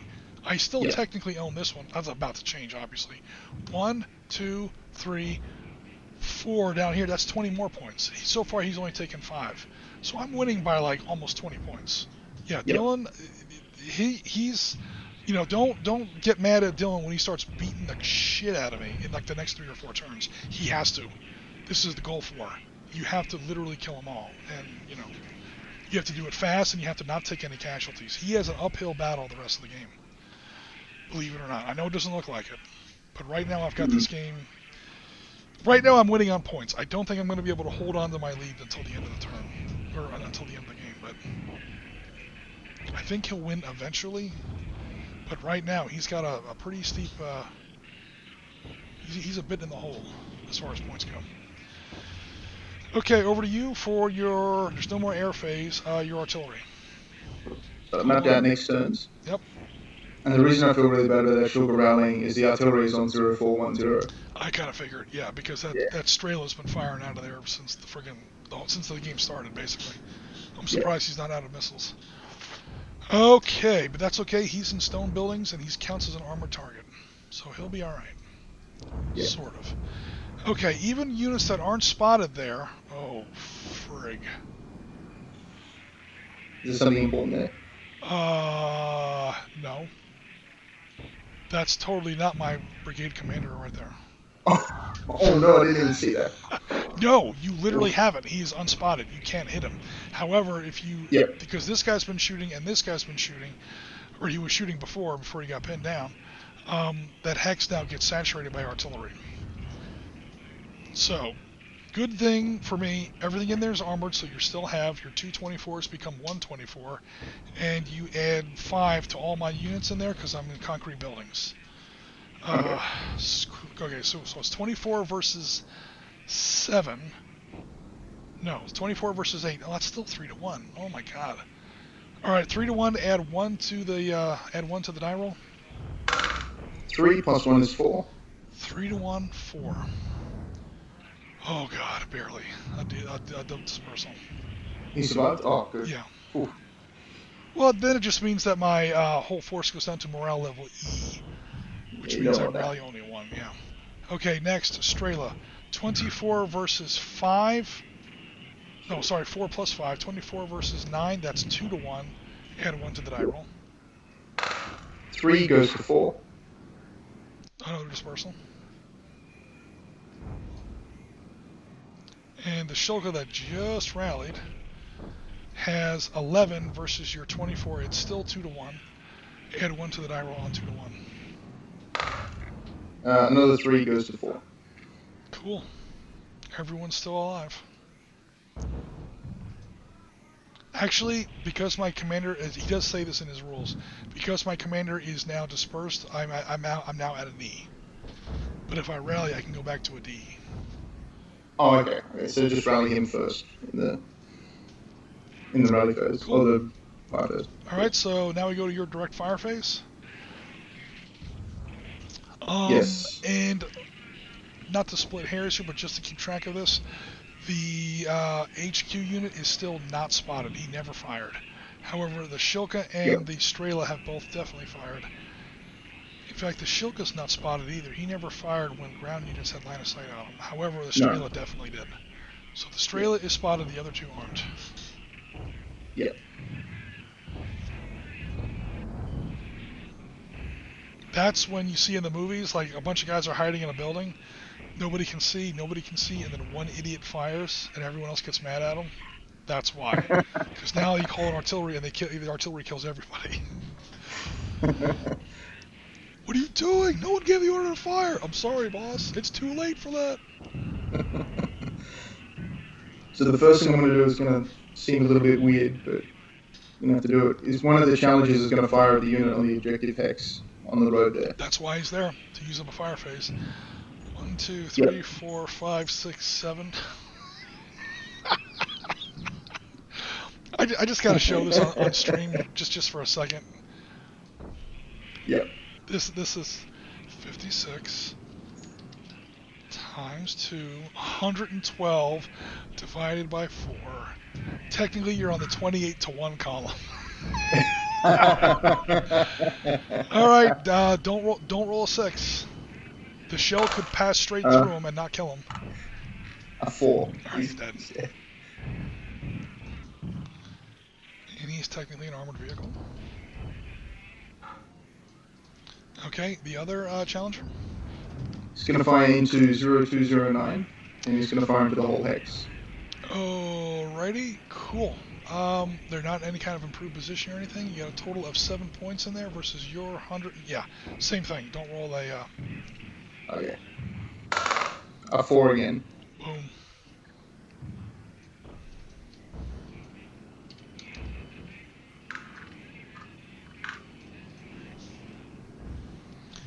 This is why every single picture of the Gulf War you find in Google Images has a burning Iraqi tank in it. I'm not kidding. Try it. You're just going to see burning Iraqi tanks everywhere. Okay.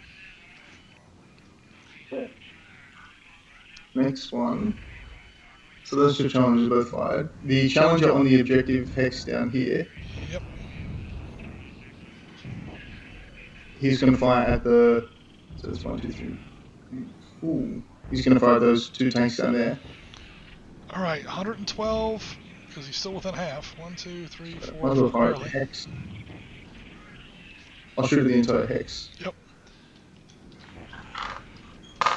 Yeah, you're at the 4-to-1 table.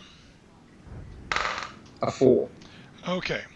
This is actually an interesting point here. Oh, you killed them both anyway. All right, cool. I was gonna say if you rolled a 5, that would kill the dispersed one and disperse the live one.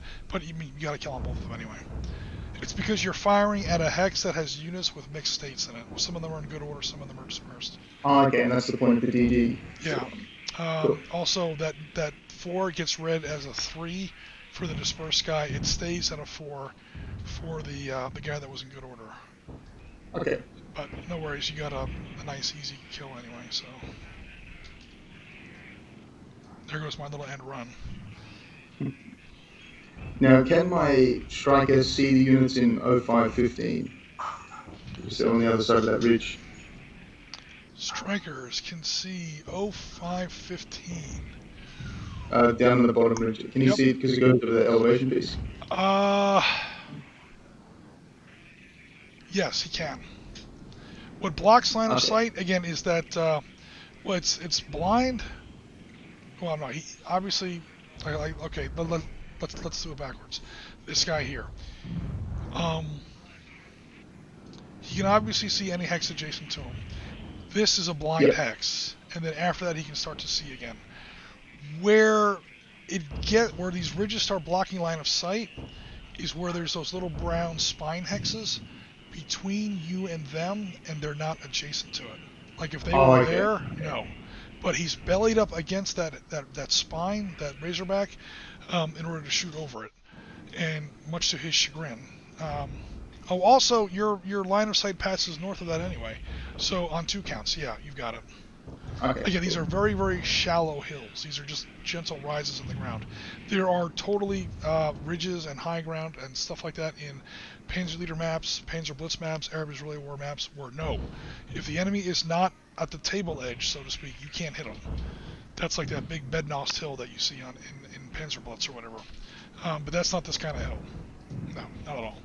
Again, any photo you see of the Gulf War, it's like playing on a pool table covered in sand.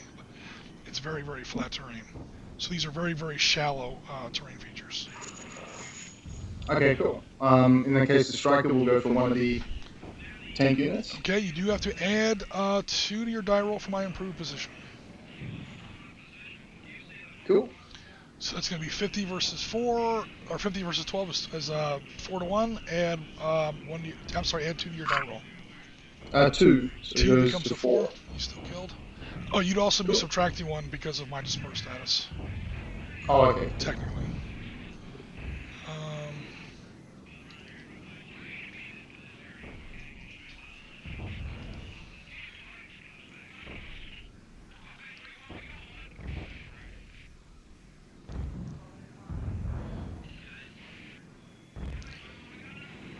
Then are you going to move all your IFEs, or? Yes. Okay, cool. So that's going to conclude fire phase. You have no rallies. Let's go to movement. Cool. Movement. The tank on the objective hex, the Challenger on the objective hex, is going to move down to the other objective hex, down south, if he can reach it. 1, 2, 3, 4, 5, 6, 7, 8, 9, 10, 11. Yep, he gets there barely. Cool.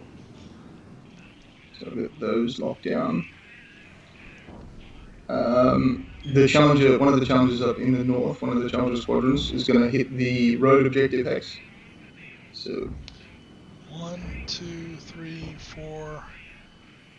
I'm assuming he's giving this infantry a wide berth. yeah, skimming. 1, 2, 3, 4, 5, down. 6, 7.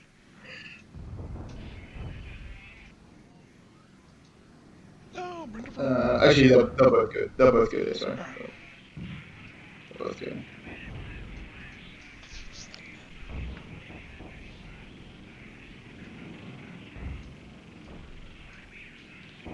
Alright. And the AFVs, or the IFVs. That one is going to go 2, 3, 4, 5, 6, 7, 2, 0, 2, 0, 3. He hasn't fought 1, 2, 3, 4, 5, 6, 7, 8, 9, 10. He gets there. And do the infantry, do they get out now, or do they get out next? To dismount infantry costs half of your movement. Okay, cool. Yeah, So he's moved 10 out of his 12, so he can't dismount right now. That's cool. The Scimitar will...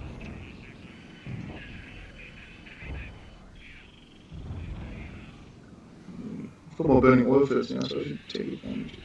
Scimitar will move into 0407.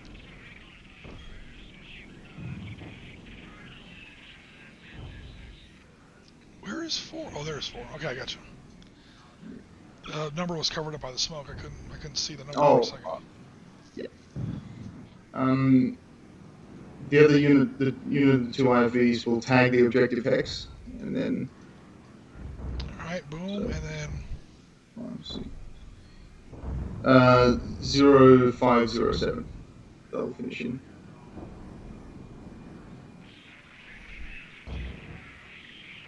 Both troops? Yep, both troops.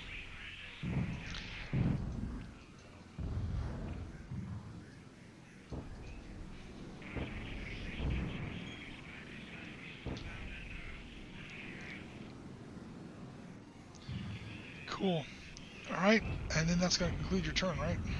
Yep, that'll be the end of my turn. Alright, over to the Iraqi turn.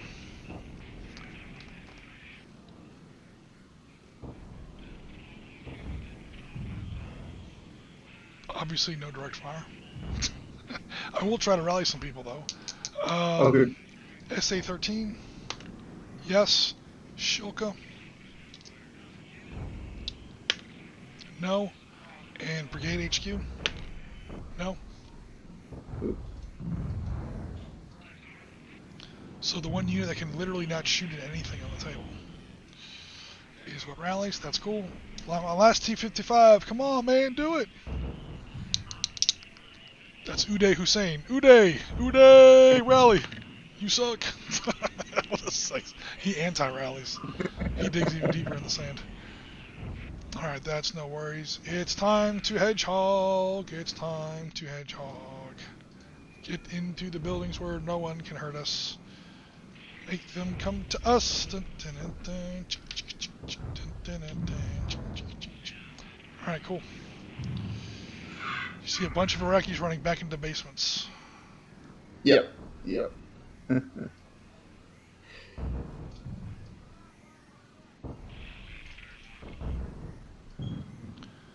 want to move into these buildings, but the damn this hex is overloaded, and I don't want to actually destroy anything by moving. You're allowed to overstack a unit, but you just have to like sacrifice units to do it. Yeah, And I mean, you don't want to go to that hex. Not yet. No, don't do it. Oh. I don't know what's happened. Maybe don't do it. Sometimes artillery just gets fixated on a hex. Once you get people yeah. pinned, you know they can't move when they're pinned, and you just keep calling in more missions and more missions and more missions. Yeah. Sweet. Alrighty, so yeah, I think that's it for my turn. My turns are going to get very short now. Okay, over to you. You're not really playing much of a game now, Jim. Feel kind of bad. That's fine. Hey, if we actually finish a Panzer Leader game on stream, I'll be happy just for that. That almost never happens. Speaking of which, let me check out Mr. Chat. Let's see here. Processing prisoners is what slowed down coalition forces a lot, says Ben Johnson. That's absolutely true. It slowed down Schwarzkopf's extreme left wing. That's 82nd Airborne and the 6th French Armored, light armored, including French Foreign Legion troops. They ran across like 10,000 prisoners, and that was supposed to be the fastest part of the coalition attack on D-Day, or H-Day, or I think they called it G-Day. And yeah, they called it a G Day, and it was it actually pissed Horsecoff off a lot. He was like, my left wing is moving too slow, and my right wing is moving too fast, and my entire plan is completely out of whack. Yeah, that great bold plan I showed you before, that big left hook, that was the plan. Let's talk about what didn't happen. The French 6th French Armored, 82nd Airborne, these guys got hella slowed down, just like Ben says, by processing prisoners. And it wasn't good. It actually caused a problem. Let's see what else we got here. There were an old Red Army paper detailing a CPPR versus PLA Army war, the Red Army winning all of the battles, pushing far into China. Oh, cool. Way out east you're talking about, like in Mongolia. Yeah, that's a war that's been going on for a while. Until 5 days they were drowned with POWs and the point they had to surrender. Oh, God. I still like, you may have heard of this, LSR, the Operation Compass battle report that came back from the British when they overran the Italian 10th Army, when the Desert War first really kicked off in 1940, early 1941. They were like, how many prisoners do we have? I'm like, well, we're not really sure. And the newspapers threw out the quote, again, this is right after the Battle of Britain. So how is the Italian army doing? Never in the annals of human conflict or whatever has so much been surrendered by so many to so few. It was pretty much where the Italian army found it. And then, the other one was, so how many Italian prisoners have we taken? We have taken 5 acres of officers and 110 acres of other ranks. They didn't even bother counting how many thousands. It was just how many acres of barbed wire it takes to keep them all in a big pen. They took 110 acres of prisoners. That's a lot of prisoners. What do you do with 10 million POWs? Okay, it wasn't 10 million, but it was a lot. Infantry has to get close with RPGs or something. Yeah, I pretty much just hedgehogged into that town. I pretty much threw away that first company up here. That little attack. That was just to play for time and also above board, just to kind of get the stream going, to get some actual shooting dice on like turn 1 or 2. That's just kind of a bit of a speed bump there. But the usual, one thing I am finding is that like these T-55s, that little left hook down here, I knew that wasn't really going to come to anything, but I was expecting it to slow them down a lot more than it did. I am completely underestimating the effect of these stabilized guns.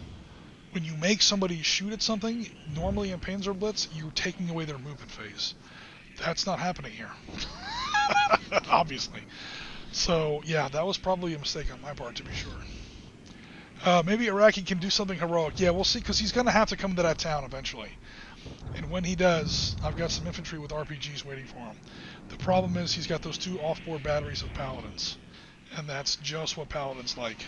Is Iraqi infantry, especially in buildings. So, with all that out of the way, where were we? We're beginning your artillery phase. Oh, yes.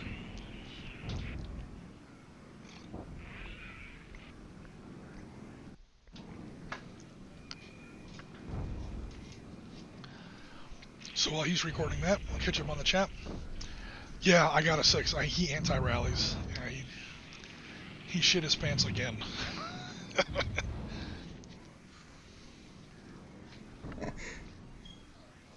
POWs by acre. That's insane. They eventually got a number, but at the time they were like, we have no idea.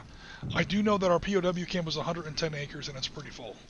It was pretty much the best he could do at the time. That was like at the moment kind of a battle report. I mean, nowadays we know it was like 220,000 or something. It was insane. Oh. The whole 10th Army. I mean, I'm just looking out my window at an acre paddock we have beside the house. I'm just imagining 110 of those full of people. Full of, dejected Italians. Yeah. Ooh. So, the artillery is just going to repeat on 0410. Cool. All right. The good news for you is that some of these units are now pinned, so that's going to affect the number here. Yep. Okay, so against the Brigade HQ, we said we have 224s becomes 124 versus my 8, 3 to 1. Again, I get that +3 because I'm in concrete, or +5 because I'm in concrete buildings. Plus 1 for buildings, -1 for disperse, and now a double D kills. So 3 to 1 at a wash. Don't roll a 6. A 5. Barely, Ooh. but you did get him. Okay, there goes the brigade commander. The Italians are now permanently. What did I say? Italians? The Iraqis. Sorry, you guys got me talking about Iraqis. The Iraqis are now permanently at E level morale. Okay, cool. Next we have this guy who is not pinned. 9 versus 24 is 2 to 1. Add 1 to the die roll. 5. No effect at all. To 6. Goes to 6. He laughed at that one. Ooh. Next, 2 to 1 because 6 becomes 11 against 24. It's still 2 to 1. Yep. Don't add it. 2 to 1. Don't add anything to the die roll. Well, Building bonus is countered by dispersal penalty. 4 on 2 to 1. Yep. You roll the natural 4. That is a double D on the 2 to 1 table. That counts as a kill against a dispersed unit. Nice. No, it's not nice. Come on, man. I finally lost my Shilka. Not that he did very good in this game anyway, but... Cool. Alrighty. We go now to your direct fire phase? Yep. No, I can't see those infantry, can I? Nope. Yes. Well, this one you can. He's in the open. That one, He's in an improved position. Those other 5 you can't. Yeah. Okay, so I'm going to start with the scimitar. Alrighty, that is... There you go, your cavalry vehicle. Hey, look, he's leading the infantry, kind of like he's supposed to. Nice. Oh, I didn't notice that. He'll fire into the SAM launcher.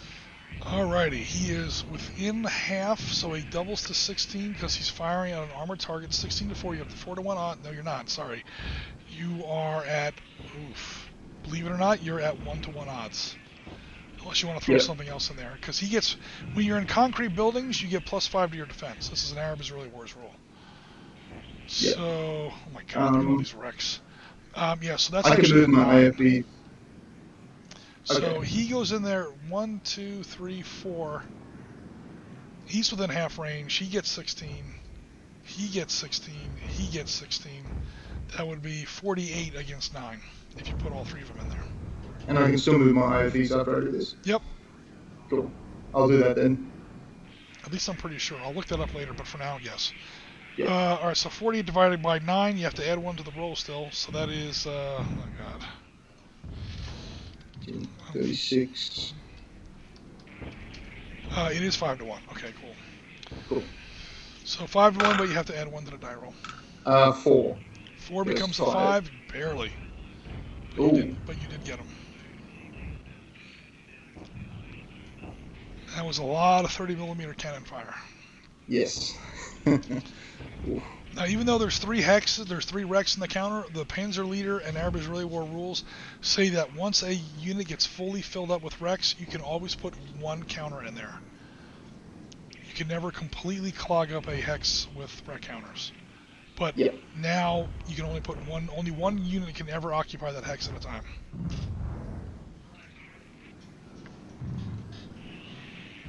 Okay, other direct fire? So with my challenges. You're almost like running out of targets now. Yeah. So I'll go for this. Actually, oh no, hang on. I'll do the ridge, the north first, where the artillery used to be. Okay.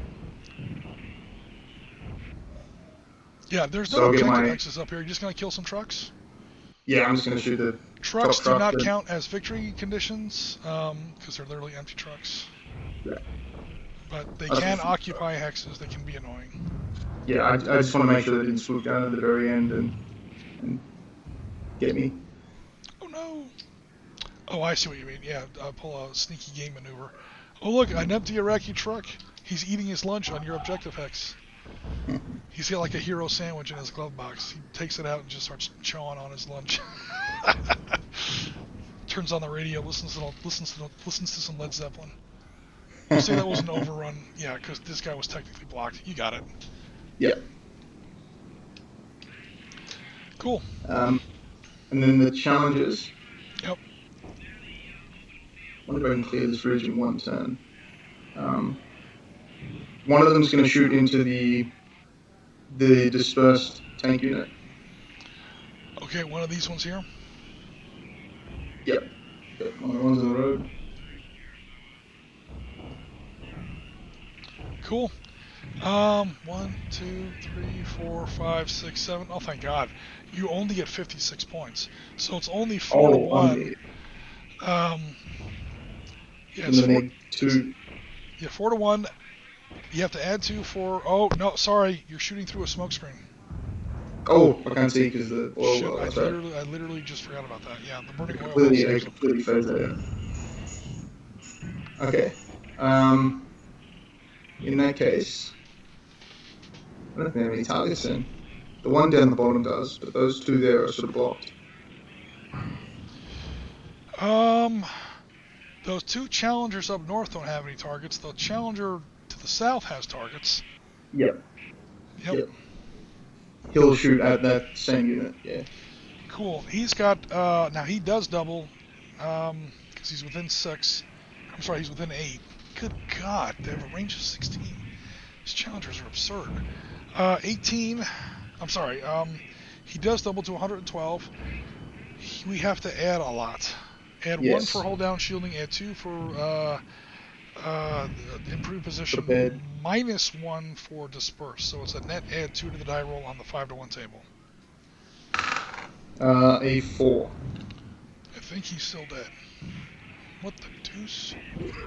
Whoa, okay. It like saved everything I drew this whole game. What's not supposed to do that? Then flashed it up there. That's okay. interesting. I'm sorry, what did you roll on the 5 to 1 table? I rolled a 4, so plus 2 goes. 4 plus 2 is a double dispersal, but he's already dispersed, so a double dispersal counts as a kill. Skobek has joined us on Twitch.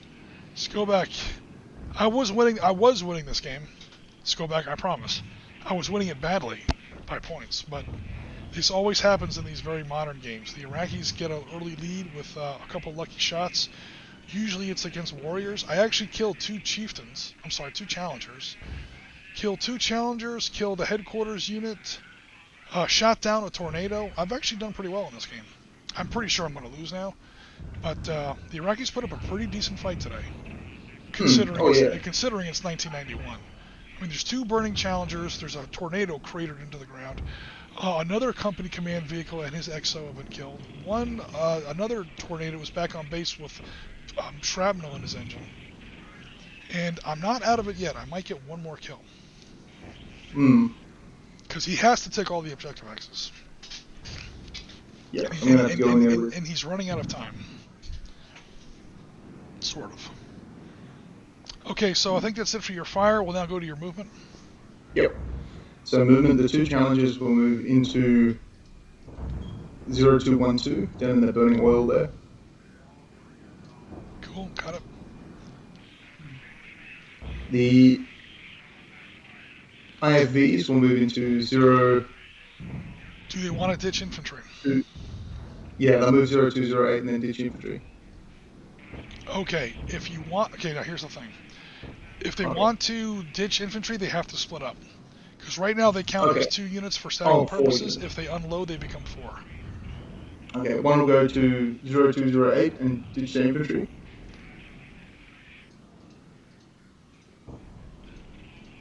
Cool. 1, 2, 3, 4. Moving past the infantry, but then they'll reveal themselves. 1, 2, 3, 4, 5. So the other one will go to 0110. Starts off here. 1. Yeah, you got it. Cool. And then they'll also disembark. Oh, I knew you could do it. I just want to make sure that you could also dismount infantry. You got it. Yep. Okay, is the Scimitar moving anywhere? No, he'll stay where he is. Cool. I think that's it for your turn, because nothing else is... Unless you wanted to move your commander or your missile vehicle. I doubt it, but just in case. No, not my point. Yeah, the one in the south will stay on the objective. Just make sure you don't. Oh yeah, that's right. Yeah, these are actually some armored vehicles. They do... it's illegal to occupy an empty hex with a truck and claim it as victory, because again, trucks can never count toward victory conditions. Not for kills, not for objectives, you know. But APCs, or infantry carriers, troop carriers, can totally do that. They have a combat value. Yeah. Yeah. Cool. All right. So, and right now, that Challenger cannot see these guys, and vice versa, because they got that spine right between them. Cool. All right. Cool. We go over now to Iraqi turn. Hey, look! I have nothing to rally. We go then to movement. Hello, we have dismounted infantry within range of my infantry weapons. Do I want to take a shot? 12 versus 8, that's 1 to 1.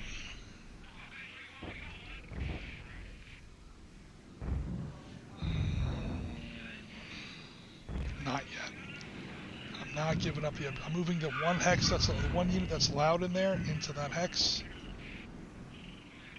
So no, I'm not taking any fire. Okay. Go! Oh no!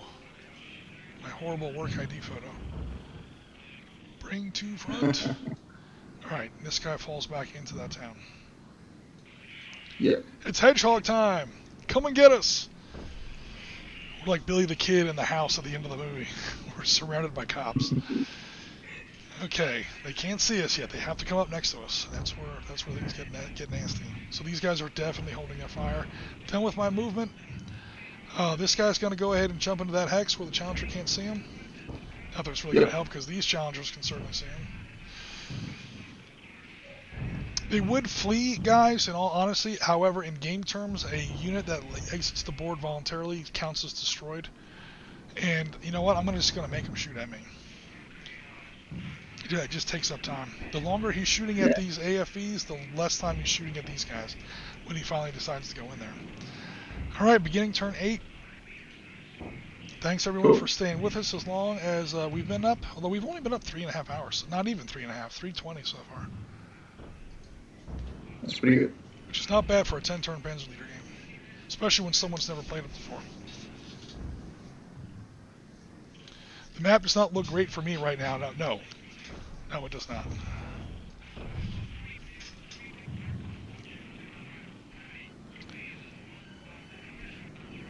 It all comes down to this hex. How much is it going to cost him to take that? That's the only objective hex he doesn't own yet. Yeah. He's taken all the other ones, but he has to come in there and get it, and it's going to cost him at least a little something. And if I can make that little something into a lot of something, I can maybe push out an ugly win or a draw, because the victory conditions in this game are absurdly out of whack. Or not out of whack, I mean they're absurdly asymmetrical to... I mean, you're playing the Iraqis in 1991. Yeah. Okay, so my artillery comes in. Yep. On 0410. Just repeating. 0410. Okay, that's not so good news for me. But I gotta keep that objective hex occupied. Otherwise, you go in there. Okay. So your 224s do not have. They stay at 24, so that is going to be 48 versus 11. Oh god, it's still 4 to 1. 4 to 1. Add 1 to the die roll. Oh, shit. 2 goes to 3. Oh no! Kaboom! That is just like a hex of death, man. 4 units have now died in that hex. I can't even see it anymore. Okay, I'm assuming you're calling in your new artillery? Yep, I'll make a note of that here. Notepad. Then we go to your fire phase.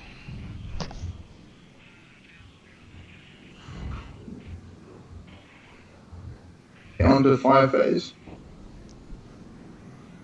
I can't see any of your infantry, that's a real problem.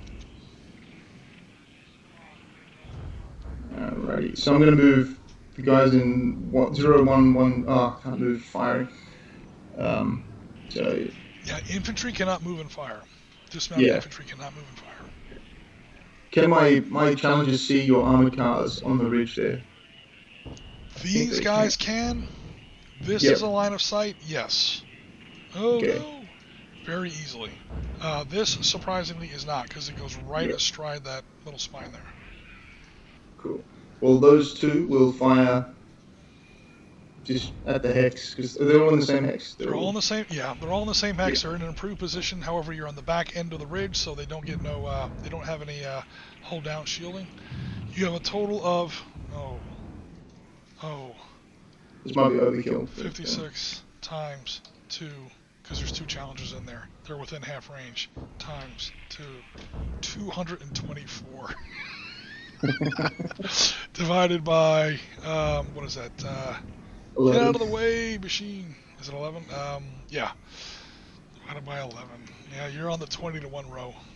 You do have to add 2 to the die roll though, because I am in an improved position. So don't. Actually, they may survive this. They could.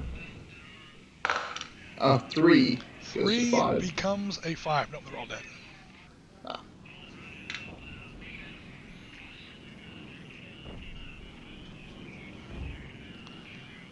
And technically, they were all armored vehicles.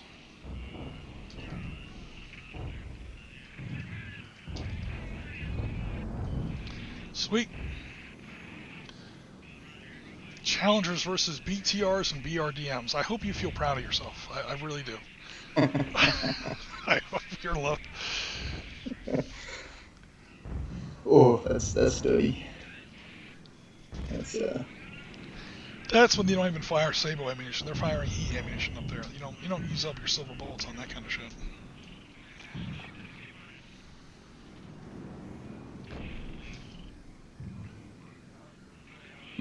Space.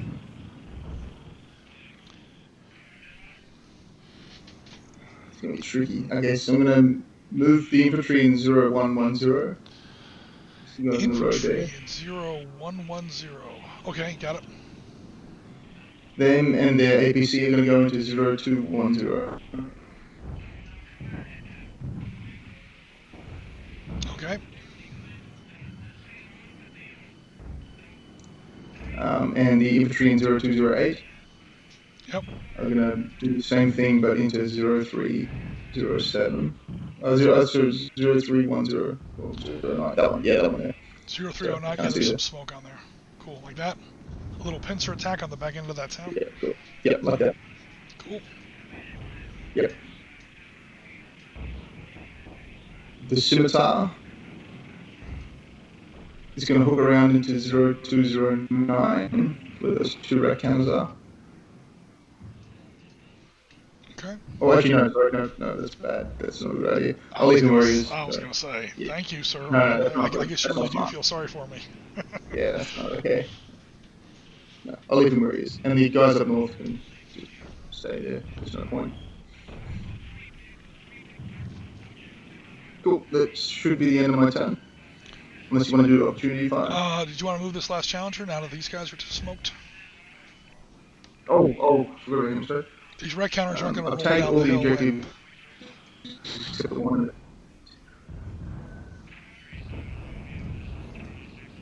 I'm sorry, I think you were, yeah. The red He moved counters. into the prepared position on the ridge to the left hand. Left-hand side. Yeah, where that prepared position is. Bring to front. Yeah. Cool. And that should be That's my turn. pretty good. That's a nice little overwatch position. When in case these guys don't get too crazy. Okay, Iraqi turn 8.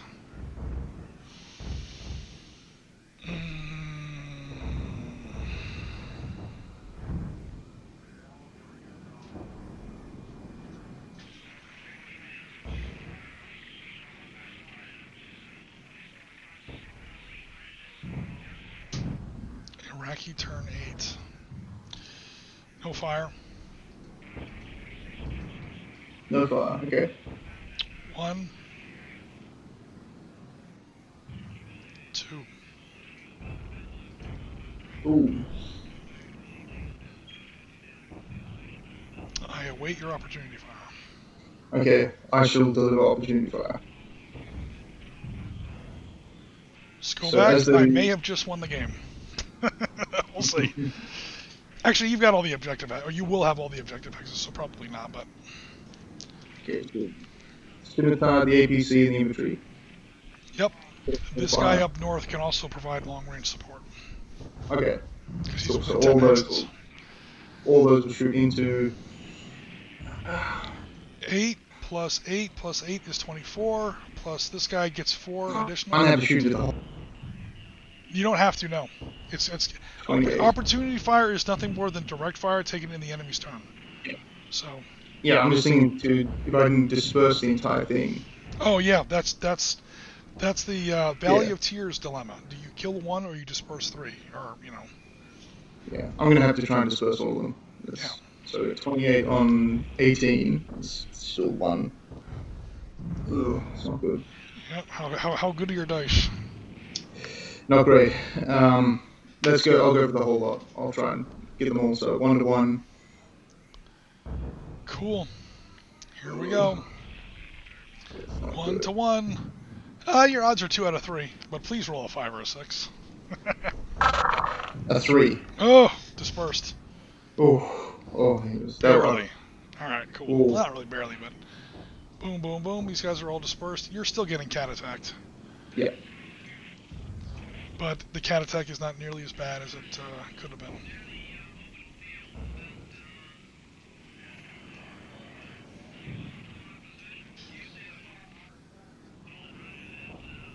I have a total of...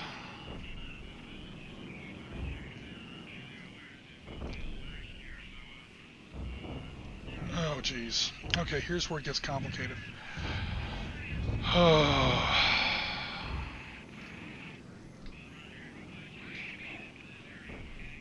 This gets hell, because this is also very important to the outcome of the game. I have to literally go into another...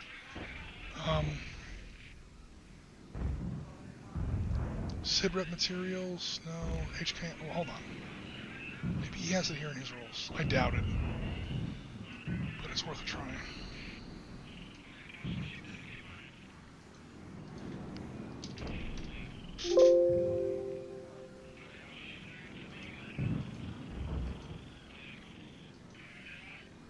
What are you doing?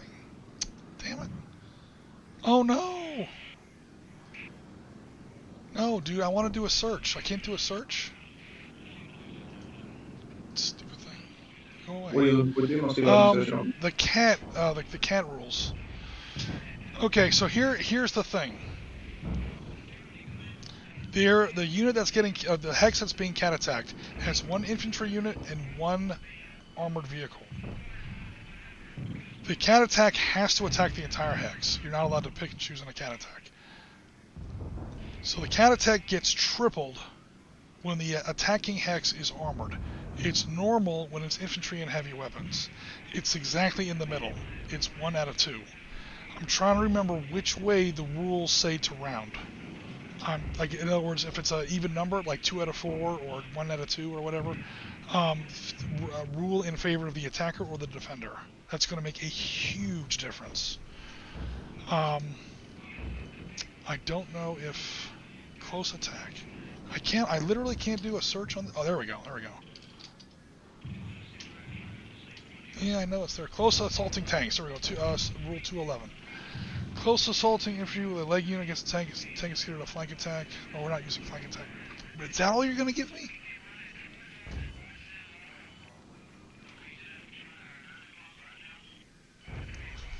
Here is, by the way, Iraqi strategy. Hints for the Iraqi player. Let me know if this sounds familiar. If possible, make the most of terrain and attempt to draw U.S. units in close. Then pounce on them using flank attacks and close assaults. It's not going to give me a ruling on this. I know the Arab Israeli War book gives a more defined ruling. It's just not on this computer. And of course it's not here either. Oh, great. Holy crap. Hold on. Give me a second, guys. Either that, or eventually we'll just like 4-up it or something. I don't want to slam the stream to a halt just because of this rules thing. Do I have it on paper? I actually have to go to a paper rulebook, guys. Oh my god. If I can even find it. I found the paper rulebook to Armoured Early Wars.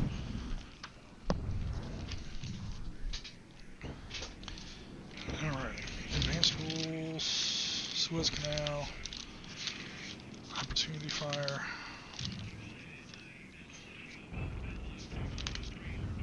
Close assault tactics. Armoured Early Wars rule, page 9, section standard rules, section 2, C. Here we go. If all of the units, so rule 3B. All of the units in a hex must be attacked together. The defense strengths are total to determine combat odds. Total defense is increased by 5 points if they're in a town hex. Okay, now. Cat attack, no. Woods, no. 2 is subtracted for a cat attack.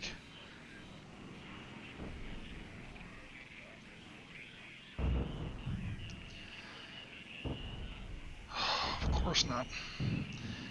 The attacking strengths are totaled using the CAT section of the weapons effectiveness chart. Notice that against defending units that are predominantly armored, the attacker strength are doubled. That later becomes tripled after 1973. He does not say which way to go when it's a perfect match.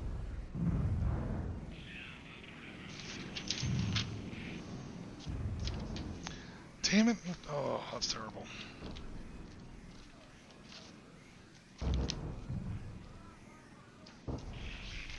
Let me check one more resource, and then I'm just gonna say the hell with it. This is kind of important.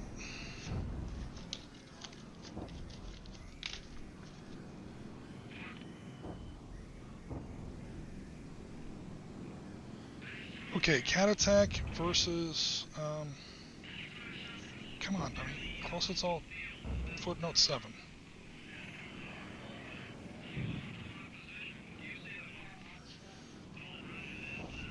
I could have sworn there was a ruling on that somewhere. I'm probably missing it, but I'm not going to hold up the stream anymore. Damn it! I'm afraid we're making a rules mistake here, but I don't want to screw up the stream. Let me see if anything is going on in chat. Cat attack. Yeah, Ben, I'm trying to do a cat attack. I'm just not sure if we're doing it with the right values here.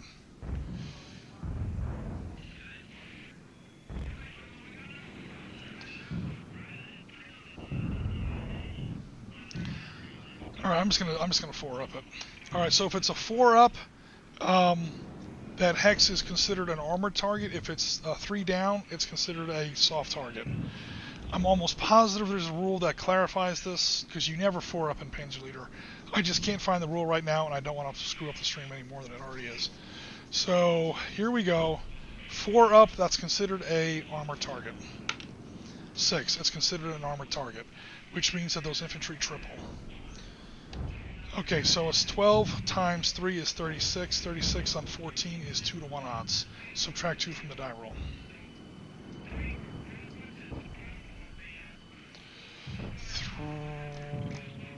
No, 2-to-1 odds, subtract 2 from the die roll. I need a 1 through a 4 to kill. A 2. Nice. Alright, cool. So that is 2 more kills, including an armored kill. That just gave me 10 more points. I'm pretty positive I've still lost.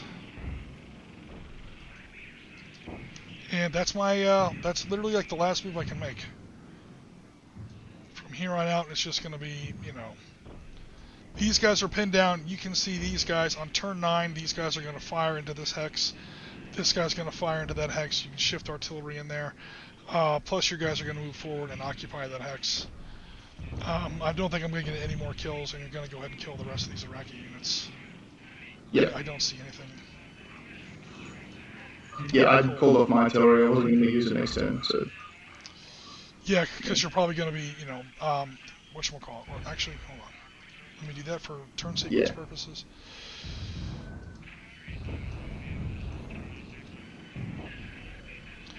Okay, so yeah, on turn 9, we're just going to go ahead and assume that the rest of this stuff gets taken out. It's a pretty safe assumption. Yep. And yeah, you've got the hexes. Oh no! Did you have a preference who gets to occupy that last objective hex? Does it matter to you? We'll send the infantry in because I don't think the tanks can physically get through the street with that many craters and wrecked vehicles and things. Cool. Okay, so that is going to complete our Panzer Leader game, guys. I can't believe we actually finished a full Panzer Leader game here on one Twitch stream. We're still not even at 4 hours. That's actually pretty damn awesome. Okay, Nice. so 1, 2, 3, 4, 5, 6, 7, 8, 9, 10, 11, 12, 13, 14, 15, 16, 19, 20, 21, 22, 23, 24, 25, 26, 27, 28, 29, 30, 31, 32, 33, 34, 35, 36, 37, 38, 39 points. 39 points of kills for the UK player. Meanwhile, we have 1, 2, 3, 4, 5, 6, 7, 8, 9, 10. Not the tornado. Give me a second. That's 15 for those three non-tank units. 15, 25, 30. Because planes, it says tanks, so yeah. Yep. 30, 31, 2, 30. So yeah, even without objective hexes, I lose 33 to 39. So as bad as that tabling looks, guys, that is a score of 33 to 39. That is a UK victory. So you did win the game. You did win your first Panzer Leader game. Congratulations, Dylan. Hey. But yeah, it was a 33 to 39 victory. It wasn't. I mean, obviously the battle is a tabling. It's an absolute, curb stomp because, hello, Gulf War, 1991. These aren't even like one of the better Iraqi divisions. 52nd was just one of the regular Army divisions. This is their third battle against them. So, yeah, the UK 1st Armoured Division has been kicking the hell out of these guys like literally all week. And they finally caught up with them and destroyed them in detail pretty much right there on the Kuwaiti border. That's the battle we just did. Wadi al-Bajin. Is the name of the terrain feature that more or less describes the border between Kuwait and Saudi Arabia. I'm sorry, Kuwait and Iraq. And yeah, there's our final position. That looks a little bit like a Gulf War battlefield. Lots of burning Iraqi tanks and burning oil wells. Nice. I'll go ahead and remove that remnants of 52nd Division because nothing there remains. And yeah, you've got all the objectives. You did it in time. You had, in fact, if anything, like a turn and a half left. So you didn't lose on time. You took all 5 objective hexes, and kill-wise, yeah, 33 to 39. That was a close win. Well, not really close. It's still, do you actually say that in here? I closed the file. Somewhere in there, they actually tell if it's a tactical victory, a major victory. Give me 2 seconds. Oh, okay.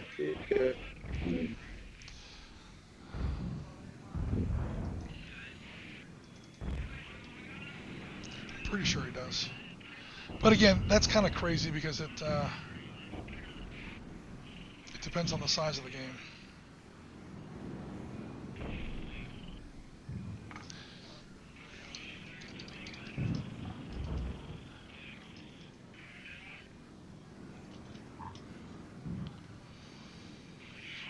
American military, that's also the British, has to walk a fine line, extremely fine line between exerting the kind of force necessary to win a major victory. Okay, never mind. I could have sworn it's... okay, this book is not... Oh, wait. Victory determination. M1A1, aircraft 20... Okay, never mind. We're not doing that. Aircraft are 25 victory points for each unit eliminated. Whoa. Yeah. Okay, so if we did that, then we would go back to our 5 points per... So, hold on, let's do that. You own all 5 objective hexes, 25. You destroyed 39 units of tanks. Your score is 64. I have no victory hexes, so I don't get anything from that.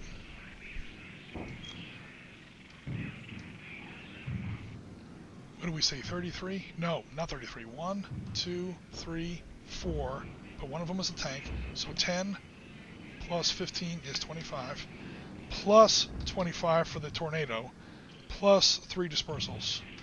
Yeah, now the score is actually a little bit worse for me, 64 to 53. That is the legal, per the rule book, score on this game. Aircraft 25 victory points for each. That's a tornado. That's going to piss some people off back at command. And it's 25 for pretty much anything but a tank. And then they're calling tanks. That's the only kind of tank they really have in their game. I had to make up my own Marine units. And AH-64 Apaches. They're worth 10 apiece. And then I get 1 point for every dispersal I scored. I scored 3 dispersals throughout the game. So that is where I get my 53 from. 25 plus 25 plus 3. You wound up with 25 because you own all 5 victory hexes. We said 5 victory hexes per 3 points per victory hex. 5 points per victory hex. You times 5, obviously 25. Plus your 39 kills. Triple check. 25 for victory points plus we said 39 kills. Yeah, 64. So it's 64. Just to display it on screen real fast. Oh, it's not going to let me do it now. Yeah, 64 to 53 is the final score. So yeah, you definitely still won. Even with this rules mistake in there, you definitely still won. It's definitely still won. So awesome, congratulations. That's awesome. Cool, thanks, Jim. That was really good. It was a really fun game. I like you said, we were playing Panzer Leader. I was going to say, don't say that Panzer Leader was really fun to a risking. I'll have you playing Panzer Leader every week. But seriously, guys, we got to get going here. Ben, I know you got a meeting at 8 o'clock. Yeah, we're just about done. It makes sense to treat it as armored. Those infantry are sitting next to the APCs. There is a rule for that. I'm going to dig through all the books and find it that actually says always go this way or that way. It's always round in favor of, I don't remember if it's attacker or defender. But again, I didn't want to stall the stream any more than I already was. Cool. So that was our try at 1991 Panzerleader. Technically Tactical Combat Middle East by Toshach Miniatures. Definitely hope everyone enjoyed it at least a little bit. We're going to be putting out a lot of combat, a lot of Gulf War content, again, for the next 3 to 4 weeks at least. Part 2 of Op Center comes out, or I should say Part 17. You know what I mean? Part 2 of the Desert Storm comes out on the exact 30th anniversary of the beginning of the war. So the first one went out on January 2nd. The reason for that was the second one comes out 2 weeks later. I put them out in 2-week intervals. 2 weeks later is January 16th. That is the exact 30th anniversary of the beginning of Gulf War I. That's going to be the beginning of Gulf War I in the Op Center series. We're going to get into the air war in, what is that, like not even a week from now. Saturday, that's Saturday morning I'm going to put it out. January 16th. 2 weeks after that is Part 3. That's going to be Gulf War on the ground. Desert Saber, the ground war phase of the Gulf War. Technically, Operation Desert Saber.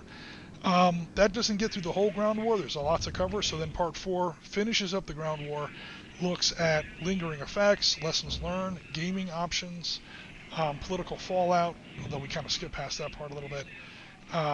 Stuff like that.